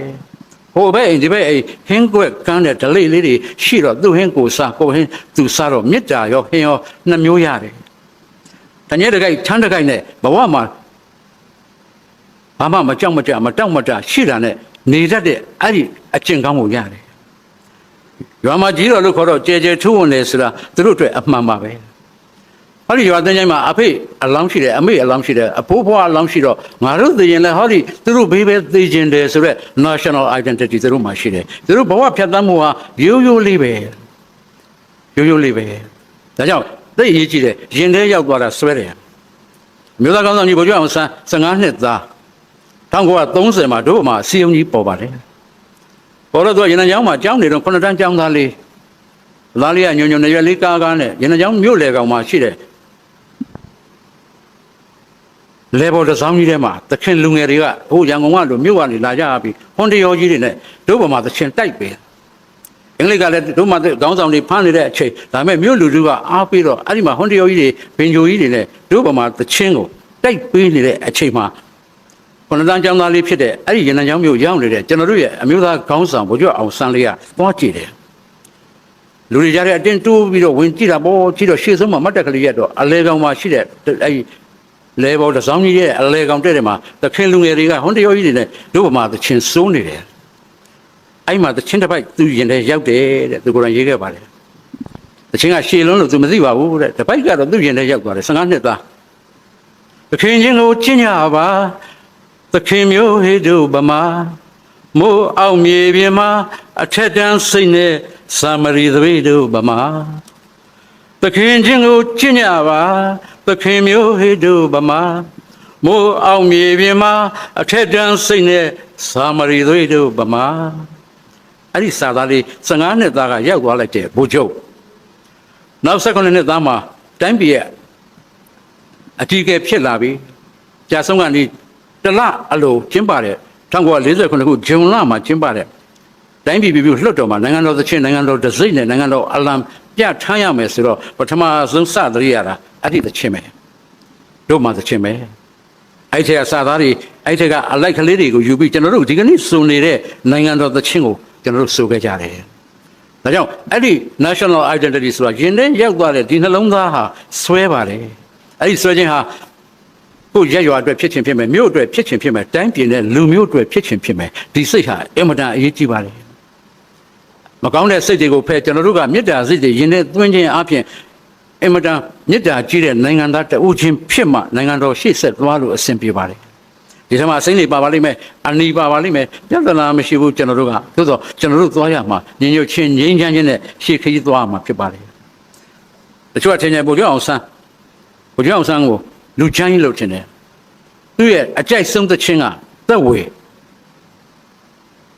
ဒီလှဖေနဲ့မေရှင်တို့ရဲ့သက်ဝေကသူ့ရဲ့ favorite ပဲသူသိကြိုက်တယ်တခါတော့1944ခုနှစ်ဂျပန်ခေတ်မှာစောစံဖိုးတင်ကသူတို့ဒေါခင်ကြီးနဲ့ဗိုလ်ချုပ်ကိုဖိတ်ပြီးတော့ကရင်နှစ်သက်ကူပွဲကိုဖိတ်အားလုံးသိတဲ့အတိုင်းပဲဖိတ်တဲ့အခါဗိုလ်ချုပ်ကတော့နဲ့ဗိုလ်ချုပ်ကသွားကြတယ်အဲ့မှာကရင်လေးတွေကတချင်းနဲ့အဲ့ခံနဲ့အားလုံးသိတယ်အဲ့တချင်းကငကောရှိပြီးသားပါပဲကျွန်တော်မန္တလေးကနန်းတော်ရှိဆရာတင်ရေးခဲ့တဲ့တချင်းဆိုခဲ့တာဒေါ်ကြည်အောင်ဆိုတဲ့မင်းသမီးကဟိုတုန်းကဆိုခဲ့တဲ့တချင်းအလိုက်ကအားလုံးကြားဘူးလိမ့်မယ်မြိုင်မေရွက်တဲ့လောင်းလို့ရွက်ဟောင်းကျွေးပြီးပြုံငယ်ပေါင်းနဲ့ဆူတောင်းပါသည်ကုစားတော်ကြီးလို့စီပြောလိုက်ပါတော်ရာယုံစံဒီမာလိုက်ပါရစီຫນွေဦးပြောင်းလို့အောင်မေးသည်ပြောချစ်သူစီနေတိုင်းပဲဆွဲလန်းလွမ်းမီဒါရသည်တော်ဦးကရင်လေးကအဲ့ဒီလိုက်ကလေးယူပြီးဗိုလ်ချုပ်နဲ့ဗိုလ်ချုပ်ကတော့ပင်ညိုလေးနဲ့တီးပြီးအဲ့ခံတယ်အားလုံးကြားဘူးတယ်ဝေသောရာရောင်ကြီးထိန်လင်းတော်သည်ဘုံညိုပြတ်တဲ့မူနာမရီတရာကပူသည်ဆရာမကိုပဲသေဆွဲအောင်ချစ်တော်မီထိန်ကြီးလာရောက်စမ်းတော်လွမ်းပူပါသည်ချစ်သူရှိရင်ဖွင့်ပြောဖို့တီရိုးရိုးနဲ့မှန်တာကိုပြောမိပြောချင်တာဗိုလ်ချုပ်ကသိတဲ့ဘောကြတာပဲရာသီတော်ဦးကိုသူကကြိုက်တာကိုအဲ့ဒါလေးနဲ့သူတို့ဇနီးမောင်နှံကိုဖိတ်လိုက်တော့လူချမ်းကြီးကပျော်ကျသွားတယ်ဇာတက်သူနေဝင်ရှိစဉ်ကကိုယ်တိုင်ကျွန်တော်တို့ပြောပြတဲ့ချင်းပါပဲဟုတ်ပြီနေကုန်းချုပ်ပြစို့ကျွန်တော်တို့မေတ္တာအားဖြင့်ပညာအားဖြင့်ကျွန်တော်ပြောခဲ့ပါတယ်ကျွန်တော်တို့ရှေ့ကကျွန်တော်မြန်မာလူငယ်တွေဘယ်လိုပိုးခဲ့ပန်းခဲ့ကြတယ်ဒီမှာလူငယ်တွေပါလို့ယောက်ျားလေးကညနေကြလို့ရှင်ထိုးခွင်းဒူးကြကလေးနဲ့ချင်းကလေးခမင်းကလေးကရေခိုင်းရင်လှမ်းကြည့်ဩတတ်တိရှိလိုက်ကြကိုလေးကနှစ်ပိတ်သာလောက်ကုန်တယ်အဲ့ဒါထိုးဖို့ရေးကောင်မလေးရှိချင်းခတ်ဖို့အနာခါရမတတ်တာကောင်မလေးဒီလာပြီဆိုရင်တော့မြောင်အောင်ကြိုက်ချင်းခတ်ရတာချစ်တဲ့သူကိုစံရှေရောင်ကြီးပွေရောင်ကြီးပွေနဲ့ဒါတော့အဲ့ခေတ်တွေပြန်သွားဖို့ပြောတာမဟုတ်ဘူးရှေ့ကဘယ်လောက်ရိုးကြတယ်လဲညကြတော့ဝဲလင်းဆောင်မှာရကန်းခတ်ပြီးဘိုင်းငင်ပြီးချားပုတ်ပြီးခြီစာရှင်းကြပြီဆိုတော့အချိန်ကြတော့ယောက်ျားလေးကရှိသမျှအိမ်ကပန်းနေကပိုက်ဆောင်တဲ့ထက်မြတ်လေးပန်းနေစုံပန်းနေစပယ်ပန်းနေအဲ့လိုပန်းမျိုးတွေကပိုက်ဆောင်တဲ့ထက်ကောင်မလေးစီသွားပြီးခြေရေးဆိုအဝေးကြီးပဲကောင်မလေးကအကဲခတ်တဲ့တောက်ထားစားထားတဲ့ကောင်လေးလားသူနှုတ်ထွက်ကယင်ကြီးရဲ့လားသူမိဘမျိုးရိုးကဘယ်ကပါလိမ့်လူကကောလက်ကြောတင်းနေအလုပ်လုပ်ရဲ့လားသူကသိတဲ့သတင်းတွေ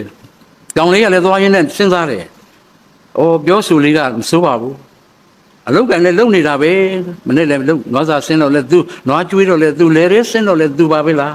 ။စိတ်နေသဘောထားကလည်းနူးညံ့လိုက်တာဘယ်သူနဲ့မှရံဖြစ်တယ်မရှိပါလား။ဟင်းချက်တာပြုတ်တာတွေလည်းကောင်းတဲ့ကြားဘူးတယ်။ရေကန်ကလေးကလည်းခတ်တတ်တဲ့ယောက်ျားလေးလည်းအကဲခတ်မိန်းကလေးကလည်းယောက်ျားလေးကိုအကဲခတ်ပဝါရကန်းနေကြရတယ်။ယောက်ျားလေးကစကားထားဖွက်တယ်ကျွန်းတုံကြောင်လျှောက်တော့ဘာတဲ့တုံနှမရကျွန်းတုံကြောင်လျှောက်ဆိုတော့ကောင်မလေးကဖြေရမယ်လွန်းတုံမောင်ရောက်တယ်ဖြေရမှာပေါ့ဒီကောင်အကွက်နဲ့နှမရေးတဲ့ကြောင်လျှောက်တော့ဘာဖြစ်တုံဟိုပြန်ဖြေတယ်ချော်ကြတာပေါ့မောင်ကြီးရဲ့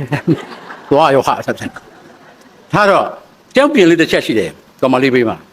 ပြန်တော့မယ်နောက်ကလာတာအတွက်အလှည့်ပေးအောင်ပြန်တော့မယ်ဆိုတော့ပြန်တော့ကောင်မလေးကနေအောင်ဆိုတနခါသွေးတယ်လိမ့်လာတော့ကိုယ့်ဟာကိုလိမ့်ရတယ်ပေါ့ယောက်ျားလေးကတနခါသွေးပြီးတော့လိမ့်သူကလည်းသူ့ထဲပါလာတဲ့ပန်းတွေပုံပေးခဲ့ရတယ်ပန်းပေးတယ်ဆိုတာပြောတာပုံပေးခဲ့ရတယောက်နဲ့တယောက်အကဲခတ်အဲ့ထဲကမှချစ်သူကိုရွေး3နှစ်ကြာမှအောင်မလေးဘယ်တော့မှမကွဲတော့ဘူးကျွန်တော်အိမ်ဘေးကကောင်မလေးတော့မနေ့က Facebook ကကောင်လေးနဲ့ချိန်တွေ့တာတဲ့အခုပါသွားပြီတနခါတောင်သွေးချိန်မရလိုက်ဘူး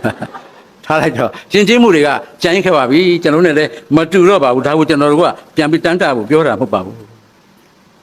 မြတ်တာတည်ရည်ကြည့်ပါလေကျွန်တော်လူမျိုးခံစားတတ်ပါတယ်တချင်းတစ်ပုတ်ကြားတာနဲ့ချက်ချင်းခံစားတယ်နော်ရေဒီယိုကလာဘယ်ကလာကျွန်တော်တို့ချက်ချင်းဖြုံးဆိုဒါကဒါကိုပြောတာကိုတချင်းလေးတစ်ပုတ်လာတယ်ရှုံမြောင်တော်ရမြမခေါင်ခေါင်တောင်းထိတ်ပေါ်မှာဖြတ်ကျော်ကြလာစင်ရည်စမ်းရည်ပမာသိပြီဒါအမေကိုဖွဲ့နေတာတောင်စင်ခလတက်ကကြာလာတဲ့စိတ်ရည်စမ်းရည်လို့အေးမြတဲ့မြတ်တာဟာအမေပေါ့လို့တန်းသိတယ်နော်တချို့ကြတယ်အဖေကိုဖွဲ့တာပေါ့ ရှေးလွန်လေပြည်တော်ခါရာဇယုတိုင်းမှာ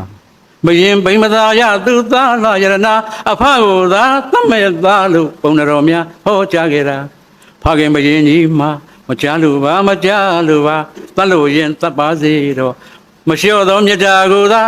သိပြီ။အိုးအဖေကလည်းမြတ်တာကြီးတဲ့ဟဲ့ကျွန်တော်တို့ကတချင်းစာသားလေးနဲ့အလိုက်ကလေးသိရကြားယုံနဲ့တောင်မှ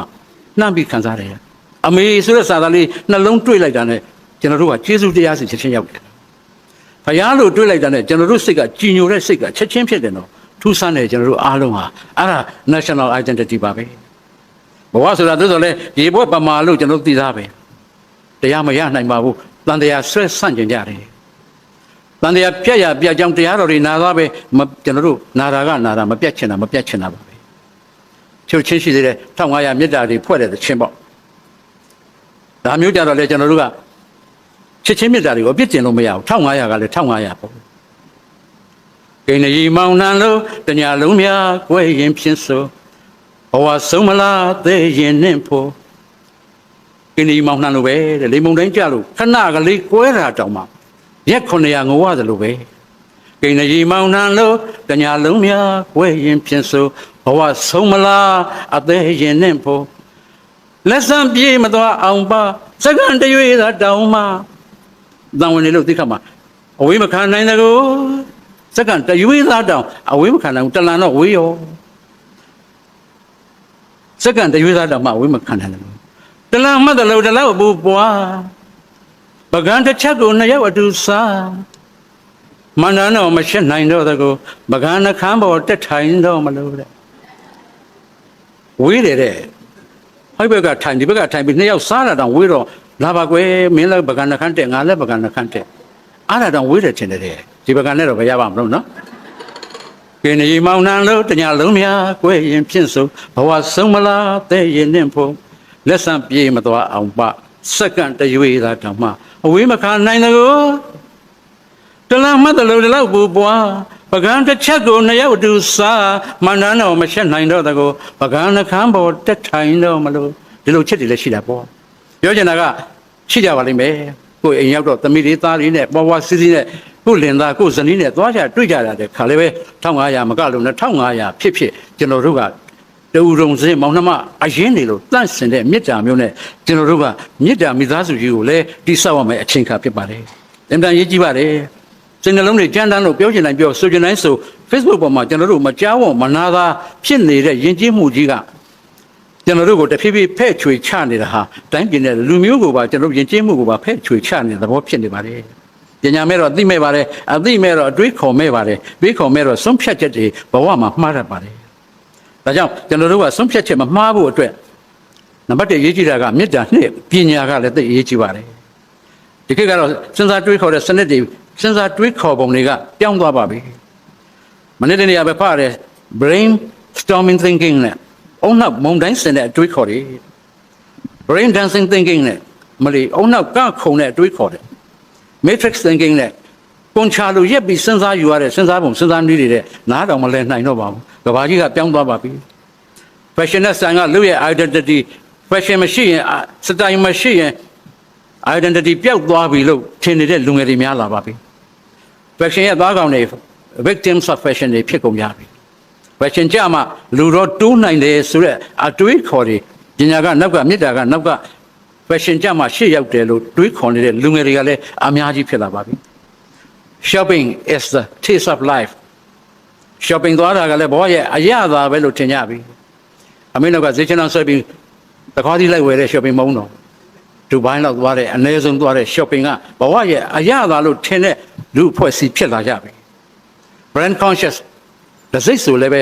ဆွဲကြပြီဒါဒီထဲမှာကိုညီကိုမောင်နှမတွေပြဿနာမရှိဘူးလေကတော့သွားဝယ်လိုက်အောင်ပဲအလုံးစုံ1000ပေါ့တချို့ကမဟုတ်ဘူးတဲ့ brand conscious ရှိတယ်မိချောင်းမှာတချို့လည်းအိမ်မြောင်မှာပေါ့ရှိမှာပေါ့တချို့လည်း arrow တဲ့မြားနဲ့မှာအမ arrow သူတို့မသိတာတယောက်ကအတူတွေဝင်တာသူတို့မသိဒါပေမဲ့ထားအပြစ်မတင်ဘူးထားတော့ brand conscious ဖြစ်လာပြီ clothing democracy တဲ့အဝတ်ထဲက democracy ဖြစ်လာပြီကြိုက်တာဝတ်လို့ရပြီကြိုက်တာကျွန်တော် right to choose ကြိုက်တာကျွန်တော်ရွေးချယ်ခွင့်ရှိတဲ့ civilized world ယဉ်ကျေးတဲ့ကမ္ဘာကြီးဖြစ်လာပြီ ဆိုကျွန်တော်တို့ပဲ့ပါသွားတာတရောတော်ပါတွေကပဲ့ပါသွားတဲ့ကျွန်တော်တို့ယဉ်ကျေးမှုစာနာခြင်းယဉ်ကျေးမှုထောက်ထားမှုယဉ်ကျေးမှုဂရုဏာယဉ်ကျေးမှုမေတ္တာယဉ်ကျေးမှုမုဒိတာယဉ်ကျေးမှုတွေကလည်းပဲအတုတွေဖြစ်မှမသိဖြစ်လာတော့ကျွန်တော်တို့ဆုံးရှုံးရတာတွေများလာပါပြီကျွန်တော်ဒီကုန်းချုပ်ပါမယ်တနင်္လာ15တောင်ရှိသွားပြီနော်မပြောဟုတ်ပြီအခုတော့ယဉ်ကျေးမှုတွေပြောင်းသွားလို့ချင်းတွေပြောင်းသွားတာလေးလည်းပြောပြရစေကျွန်တော်အိမ်ဘေးကကလေးကစံရှိနဲ့ဒါနဲ့စီကရကလေးတမရမြနဲ့အဖေကြီးအသက်80ကျော်အဖေကြီးကဘာလို့အောင်လဲဆိုတော့စက်တီလေးတွေသူများလာအတော့ချိန်ချိုးရတယ်သူဟာသူပဲသက်80ကျော်ကချိန်လေးတွေနှွားအချောတတ်တော့လဲသူပဲစက်တီကိုတန်းရှင်းလုပ်တော့လဲသူပဲချိန်ကလေးထိုးတော့လဲသူပဲအမရအထူကြီး80ကျော်တနာလဲတနာပါသားလုပ်တဲ့လူကအသက်20ကျော်ဒီကသပင်ကြီးစုစီထားပြီးတော့ဂတာနဲ့ဒါပဲအဖေလှုပ်စားထိုင်စားတာသွားဖ2ယောက်ကျွန်တော်အိမ်နေချင်းဆိုတော့သိတယ်အဖိုးကြီးကတရက်တော့အဖိုးကြီးကသချင်းဆိုတယ်သူတို့သချင်းကလည်းကျွန်တော်ငယ်တော့သချင်းတွေပါပဲဦးနာမင်းသားကြီးခင်မောင်မြတ်တို့ဆိုခဲ့တဲ့သချင်းပေါ့တရားသာသနာတဲ့သချင်းလေးကကျွန်တော်သိတယ်အဖိုးကြီးကဆိုတဲ့တရားသာသနာတော့9000မှာတဝက်ကျိုးတဲ့သာသနာ2500လဲရောက်ရောတရားမင်းကိုဝရစိန်လက်နဲ့လောကကြီးမှာမကောင်းတဲ့လူတွေကများနေပြီသာသနာတော်ကိုမောင်တရားပဲစောင့်ရှောက်ရစ်လေတော့ငါးပါးသီလခါဖို့ပစုတ်ကဲ့သို့မြဲတဲ့လူတွေပဲကြံပါစေမကောင်းတဲ့လူတွေပယ်ပြီးကောင်းတဲ့လူတွေကဲတော့အထက်ကထာမှာမပါပြီမဲ့ဒီအယူဆကရှိတော့အခုနမင်းသားခမောင်ရင်ကပဲအဲ့ဒီစစ်ကြိုခက်ကအဲ့တရားသာသနာချင်းဆိုတယ်တရတော့ဘုရားစိုးနေတယ်သူဟာသူကျင့်လေးထိုးရင်းနဲ့လောကမျိုးဟာတရားကိုမှားထားခဲ့သည်ဂုံးပန်း1000အစိမ့်နေရပေတဲ့ဝေသဝနာမချံရအမှန်ပါရှိဦးချေဘဂဝါဖယားညာတသနာတရဝါများတရားကိုသာပင်စောင့်နေခဲ့ပါသည်ဝရစိန်လက်နဲ့ဆိုတဲ့ထမိုးဘရင်ကအထင်ကရစောင့်နေသည်ကောင်းသူကဲတင်မီမကောင်းတဲ့သူပယ်ရှားမယ်တဲ့ဘုရားတရားတော်နဲ့အညီကောင်းတဲ့သူသာကဲတင်မယ်မကောင်းတဲ့သူပယ်ရှားမယ်တဲ့ဘုရားတရားတော်နဲ့အညီအဖိုးရဆိုတော့သူသားအကျင့်နဲ့ဆန့်ရှင်းရအဖေအားလုံးအဲ့ဒီရှင်ပြင်းစရာကောင်းအောင်ထားအေးငါသားတို့မင်းတို့ခက်တော့ပြင်းစရာကောင်းမှာပေါ့အဖေတို့ငယ်ငယ်တုန်းငါသားအရွယ်တုန်းကအဖေတို့ခက်တော့သိနာမကြည့်တာမင်းသားကြီးခင်မောင်ရင်ဆိုတဲ့တရားသာသနာဟာဘာလို့တရားသာသနာဘုရားသာသနာ9000ရှိတဲ့သားရဲ့တပည့်ရောက်တော့လောကကြီးမှာကောင်းတဲ့လူတွေများပြီတရားပြောက်ပြီတရားမင်းဝရစိန်လက်နဲ့ပေးလောကကြီးကဲပြီးတော့မကောင်းတဲ့လူပေးတော့ကောင်းတဲ့လူသာကဲတော့တရားမင်းကလည်းဝရစိန်လက်နဲ့တာရတယ်မကောင်းတဲ့လူလည်းမပြစ်ပါဘူးငါသားရဲ့များတဲ့တာများလားအားဒါလေးကိုသူကရေးတော့နောက်ဆုံးတော့လေဘုရားအားထားရတာပါပဲကွယ်ဒါကိုရေးတာသားရဲ့ဩပြင်းစရာကောင်းတာဖေးအဲ့ဒါကိုပဲခုခေတ်လူငယ်တွေနားလည်အောင်ကျွန်တော်ပြန်ရေးလိုက်အောင်ပဲဟာငါသားမဟုတ်တာကွာဒီသချင်းသူကသူရှိပြီးသားမလုပ်ပါနဲ့ဘယ်လိုရေးမှာတော့ဟာအဖေသချင်းကပြင်းစရာကြီးဖေးရဒါကပြန်ရေးလို့ရတယ်ကျွန်တော်က idea ခန်းနေတာတော့ပဲတဲ့အထက်ဝင်သွားပြီးရေးတယ်ရေးပြီးတော့နိုင်ဝက်လောက်ကြဖေးလာဆိုပြတယ်တရားမင်းကလည်းဒုက္ခမကောင်းသူတွေကလည်းရှုပ်ပွားလာတရားသာသနာလည်းလုံးမရဝရဇင်လည်းကလည်းဖြုတ်မရပြုတ်မကြတော့ပြုတ်ကြအကုသိုလ်တုတ်တမကင်းတဲ့ကဗုဒ္ဓဟာအေးဟုတ်သားပဲဟာငါသားဟာပိုကောင်းမှာကွာလောကလည်းအဲ့လိုတွေဖြစ်ကုန်ပြီထားလိုက်တော့ကဲနေကောင်ကလည်းခဏခဏချုပ်မြတ်တာလို့ပြောလိုက်ရင်အားလုံးကလေဟုတ်သားပဲဆရာတော်ဘုရားရှိသွားတော့ဟုတ်သားပဲဘယ်မှမသွားနဲ့အိမ်မှာပဲရှိပါတယ်အနိုင်မဲ့ယေရှုရှင်ကျွန်တော်တို့ရဲ့ဘုရားရှင်ဘုရားဆင်းလို့တော့မနေ့ပိုင်းပန်းတော်ကရေချမ်းတော်ကဘုရားမျက်နှာတော်ကိုလေအများကြီးမဟုတ်ပါဘူးချိန်ပေးပါလို့ဒီဘဝမှာ9မိနစ်လောက်ချိန်ပေးပြီးဘုရားမျက်နှာတော်ကြည်ကြည်ညိုညိုနဲ့ရိုးရိုးသေးသေးပူဇော်တဲ့ကြည်ညိုတဲ့ဆိုရင်နှလုံးသားထဲရောက်ပါလေ။ဘာရောက်တော့မေတ္တာတတ်ပါပဲ။လေးအားဖြင့်ခြေကဘာတသိပါရမီတော်ဆူဆူဖြည့်ခဲ့တဲ့ကျွန်တော်တို့ရဲ့ဘုရားရှင်ကဘယ်ဘဝကိုရောက်ဒိဋ္ဌံတော်ပြည့်မခံဘူး။စရိယ3ပါးဖြစ်သောလောကထစရိယညာတထစရိယဗုဒ္ဓထစရိယရိဟုသောစရိယ3ပါးလောကအတွက်ငါကျင့်မယ်။ဆွေမျိုးညာတကာတို့နဲ့တော့ချေချွတ်ထိုက်သောတတ္တဝါတို့အကျိုးငါကျင့်မယ်။နောက်ဆုံးမှငါလည်းသဗ္ဗညုဖြစ်ရလိမ့်မယ်တဲ့ငါလည်းဘုရားရှင်စင်စစ်ဧကံဖြစ်မှဒီမှာနောက်ဆုံးထားတဲ့ဗုဒ္ဓထစရိယညစမဟာပရိစ္ဆာကစွန့်ញင်းကြီး၅ပါးဆုံးဘဝဆက်တိုင်းဖြစ်ကျင်လာလိုက်တာလေးအသင်ခြေကဘာတသိရေတွက်လို့မရအောင်တော့ထားလိုက်တော့နောက်ဆုံးဘုရားဖြစ်မဲ့အချိန်ခါကြပြီဆိုတဲ့အခါမြတ်ထန်သမားကလှူတဲ့မျက်ရှိစုပ်ကျဲအဋိဌာန်တော်နဲ့ကျဲတော့အပရာဇိတမဟာပလင်တော်ပေါ်ထွန်းအားလုံးသိတယ်ဒီထဲမှာဗုဒ္ဓဘာသာအများစုပါပါလိမ့်မယ်အဝန်း14တောင်ရှိသောဘောဓခွာကျူပလင်း2ရောင်အဲ့ဒီအပရာဇိတပလင်တော်ဘုရားရှင်ကဘုရားမဖြစ်သမျှငါမထတော့ဘူးတဲ့ အဋိဌာန်တော်နဲ့ထက်ဝယ်ဖွဲ့ခွေစံတော်မူတော့နောက်ဆုံးတရားမှုရွှေဉဏ်တော်ကြီးရသဗ္ဗညုတရွှေဉဏ်တော်ကြီးရတယ်အားလုံးသိပဲပလင်တော်ကအဝန်း14တောင်ပတ်လည်းရှိတယ်ဘောသာခွာကျူပလဲ2ရောင်တစ်ဖြက်ဖြက်တောင်းနေတဲ့အမဟုတ်သောပရအများဘယ်သူနဲ့မှမပတ်သက်သောမအဆက်သောဇိကြအောင်မြင်တော်မူခြင်းဆိုတဲ့ပလင်ဘုရားရှင်မလို့အခြားဘယ်သူနဲ့မှမပတ်သက်ပါဘူးတဲ့အပရာဇိတပရဆိုတာအများအပရဘယ်သူနဲ့မှမပတ်သက်ဘူးဒါတော့အဲ့ပလင်လိုချင်တဲ့ဘုရားဖြစ်တဲ့နေ့ပဲမာနကလာတယ်သိတဲ့အတိုင်းပဲအသိဉာဏ်တော်စစ်တီတော်တွေနဲ့အသိဉာဏ်တော်လက်နဲ့အဆန်းဆန်းတွေနဲ့ဘုရားဖြောင်းဖြောင်းမဖြစ်ရဘူးကျွန်တော်တို့ဘုရားရှင်ဟာလာပြီးပလင်လာလို့တယ်အမလေးပလင်လာလို့တယ်သိတဲ့အတိုင်းပဲပြောင်းနာကြီးမေခလာစင်ရနာစီလို့မနမေအာမန်တင်္ဂဝတ္တဝရိနပြေကလာစစ်ချီကရန်တွေမှုလို့ဘုရားကိုရှင်သူပလင်လို့ပြန်တာလို့ဒီလောက်ကလေးကြားရင်ကျွန်တော်တို့ကအိုးပါရမီတော်စူးစူးမဟာပရိစ္ဆာကအစူစူဖြစ်ကျင်တော်မူခဲ့တဲ့ဘုရားတော်မှာအတိုက်ခိုက်တွေရှိသေးတာပဲဘုရားတော်မှာပလင်တော်တောင်အလုခံရတဲ့အသိဉာဏ်တော်စစ်တီတွေနဲ့လာရန်အမှုခံရရင်ငါတို့ကဘာဟုတ်သေးလို့လဲလို့ကျွန်တော်တို့ကမေတ္တာစိတ်ကလေးနဲ့ငြိမ်းသွားတယ်ဆိုရင်ပဲကုသိုလ်ရပါတယ်ဘုရားတော်မှာဖြတ်မှမဖြစ်ရဘူးအင်္ဂလိပ်မာလာကတိုက်လိုက်အာလဝကဘလူးကိုတိုက်လိုက်စင်သမဏဝိကာကဖဲ့လိုက်တယ်ဘုရားရှင်ဟာအောင်တော်မူခြင်း7ပါးကိုကြည့်နောက်ဆုံးအောင်တော်မူခြင်းဟာအယူဆနဲ့တိုက်တယ်ဘုရားရှင်ဟာဟောနေတဲ့တရားတွေကတလွဲတွေပဲတဲ့လိစ္ဆာဒုက္ခအနတ္တမမြဲဘူးပြောနေတယ်ငါမြဲတယ်တဲ့ဘကပြမကသူ့အသက်တဂရီရှိတာကိုဂုဏ်ယူတယ်မြဲလိုက်တာမှဘာလို့မမြဲဘူးပြောနေတယ်ဒီလိုအကြောင်းတော်မှာဘုရားရှင်ဟောတဲ့တရားတွေမယုံကြနဲ့ဘုရားကိုကန့်လန့်တိုက်ခုနှစ်ကျိတ်2ပါးသောပြမာတွေကသူ့ဘက်ကဆုဘုရားကိုကန့်လန့်တိုက်ကိုကြိုးစားတော်လဲနောက်ဆုံးဘကပြမာကပဲအယူဆဆွန့်လို့ဘုရားရှင်ကိုလက်အုပ်ချီမိုးရှိခိုးရတာမေတ္တာကြောင့်ပါပဲစဉ်းစားကြည့်ပါနော်ဘုရားကိုပင်ကန့်လန့်တိုက်၍မိုက်နေပုံကိုစိုးနေပုံကိုဘုရားကိုပင်ကန့်လန့်တိုက်၍မိုက်နေပုံကိုစိုးနေပုံကိုဘဂဝါဘုရားကဒေသနာတရားပြကအဲ့ဒီတော့ဘကပြမမန္တရချလို့ရှိခိုးရတာနောက်ဆုံးတော့အယူဆမှားတဲ့လူကပဲလက်ချီမိုးရှိခိုးရတာပါပဲအမုန်းအာဃာတကိုအမုန်းအာဃာတအချင်းချိန်နေသည်ဒီကောင်မောင်နှမများမှားပြရစေအမုန်းအာဃာတကိုအမုန်းအာဃာတနဲ့တိုက်နေသည်ဘယ်တော့မှငြိမ်းချမ်းခြင်းညီညွတ်ခြင်းမရနိုင်ပါဘူးလက်နဲ့ကိုလက်နဲ့ချင်းတိုက်နေသည်ငြိမ်းချမ်းခြင်းဆိုတာမရနိုင်ပါဘူးငြိမ်းချမ်းခြင်းဟာမေတ္တာအားဖြင့်သာတစ်ဖက်ကမေတ္တာတစ်ဖက်ကမေတ္တာအားဖြင့်သာငြိမ်းချမ်းခြင်းကိုရနိုင်ပါတယ်လက်နဲ့လူတွေကနိုင်ကြကြီးဆိုရင်ကျွန်တော်တို့ခဏထိမာနကိုရှစ်ခိုးနေရမှာဖြစ်ပါတယ်သိက္ခာချတိုင်းကြကြီးဆိုရင်ခဏထိဇိန်သမဏဝိကာကိုကျွန်တော်တို့ကအောက်ထတင်နေရအောင်ပါပဲဘုံအားဗလာကြီးတဲ့လူတွေကနိုင်ကြကြီးဆိုရင်ခဏထိဘုရားရှင်မှာနာလာဂိရိစင်ကိုကျွန်တော်တို့ကြော့ဖို့ရှိမှာပဲတန်တန်ရက်ဆက်ချင်းတွေကသာနိုင်ကြကြီးဆိုရင်လည်းပဲအာလာဝကဘလူးကိုကျွန်တော်တို့ကလက်အုပ်ချီမိုးရှစ်ခိုးနေရမယ့်အချိန်ပါပဲလူမိုက်တွေကနိုင်ကြကြီးဆိုရင်အင်္ဂုလိမာလာနောက်ကတကောက်ကောက်လိုက်နေရမှာပါအယူဆမှားတဲ့လူတွေကနိုင်ကြကြီးဆိုရင်လည်းပဲဘကပြမကိုကျွန်တော်တို့ကြော့ယုံရှိတာပေါ့ဒါကြောင့်ကျွန်တော်တို့စစ်တပ်တွေပြင်ဖို့လိုပါတယ်စစ်တပ်တွေကဘာကိုပြင်ရမလို့ပညာအားဖြင့်မေတ္တာအားဖြင့်ကျွန်တော်တို့ကိုယ်တိုင်ကပြန်လဲတိဆောက်ယူရမယ်အချိန်ခါရောက်ပြီဆိုတော့ခံယူပြီးတော့နှစ်ချက်ပါပဲကျွလာသူဘာသာမိဖုရားကြီးကသူ့ပေးတဲ့အင်ဂျင်ပန်းကတဲ့ခါခြင်းပါတယ်ဆိုတော့ချိန်နေစတန်စင်မင်းကိုသေခြင်းစုသေစေ၍ရောင်ချောက်တွေလျံပတ်တော့ဆွေတော်မြတ်အစုံကိုစိတ်ကြံတိုင်းဖြတ်ပိုင်း၍ရနိုင်ပါရစေဖရားတဲ့ပြစ္ဆေကဗုဒ္ဓဘုရားရှင်အဆူဆူဆုတောင်းတယ်အင်ဂျင်ကက်ကလေးတဲ့ခါခြင်းပါမိလို့မေတ္တာနဲ့ပြီးတော့လည်းပဲမေတ္တာမပါဘူးလို့ခံယူလိုက်တဲ့မိမစိုးတယောက်ရဲ့အမုန်း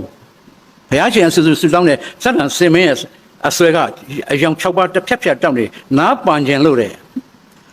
သတ္တန်စင်မင်းကိုသေခြင်းဆိုသေစေ၍ရောင်6ထွေလျံပတ်သောဆွေတော်မြတ်အစုံကိုစိတ်ကြံတိုင်းဖြတ်ပိုင်းပါရစေဆိုတဲ့စိတ်ဓာတ်ဘုရားလောင်သတ္တန်စင်မင်းကတော့ပညာရှိသူတော်ကောင်းသူစိတ်ဓာတ်ကတော့တန်တရားအပမခံတော့ပါဘူးရှေ့သို့တန်တရားဖြစ်တိုင်းမှာပဲလောင်စာရန်ညှို့မိဆက်၍ပြိုးမိကြောင်းမိမစိုးအမုံဒီဘဝဒီမြနှင့်တုံးစီတော့တန်တရားတိလောင်စာရန်ညှို့မိဆက်၍ပြိုးနေတဲ့၍ကျွန်တော်တို့တစ်သက်လုံးမုန်းလို့ဆုံးမှာမဟုတ်ပါဘူးဒါကြောင့်ကျွန်တော်တို့ဒီနေ့ကစလို့ရှိပိသာမေတ္တာဓာတ်ရှိပိသာပညာဓာတ်ကြီးကိုစတဲ့တပုတ်ပညာကိုအထွတ်တယ်မေတ္တာကိုတကောင်လွှားကြရင်းနဲ့ကျွန်တော်တို့အချင်းချင်းလည်းညီညွတ်ကြအောင်ပါကျွန်တော်တို့ တိုင်းပြည်နဲ့လူမျိုးအတွက်ညီညွတ်ခြင်းတွေအတွက်လည်းအမြဲတမ်းအစဉ်သင့်ရှိကြရအောင်ပါနိုင်ငံတော်ရှေ့သွားရမခီးမှာနိုင်ငံတော်သားတဦးချင်းကမေတ္တာအားဖြင့်ပညာအားဖြင့်တိဆောက်နိုင်မှတင့်တယ်တဲ့တိုင်းပြည်တင့်တယ်တဲ့လူမျိုးကျက်တည်ရှိတဲ့တိုင်းပြည်ကျက်တည်ရှိတဲ့လူမျိုးဖြစ်နိုင်ပါကြောင်းပြောရင်းဒီကုန်းချုပ်ပါတယ်ခင်ဗျာ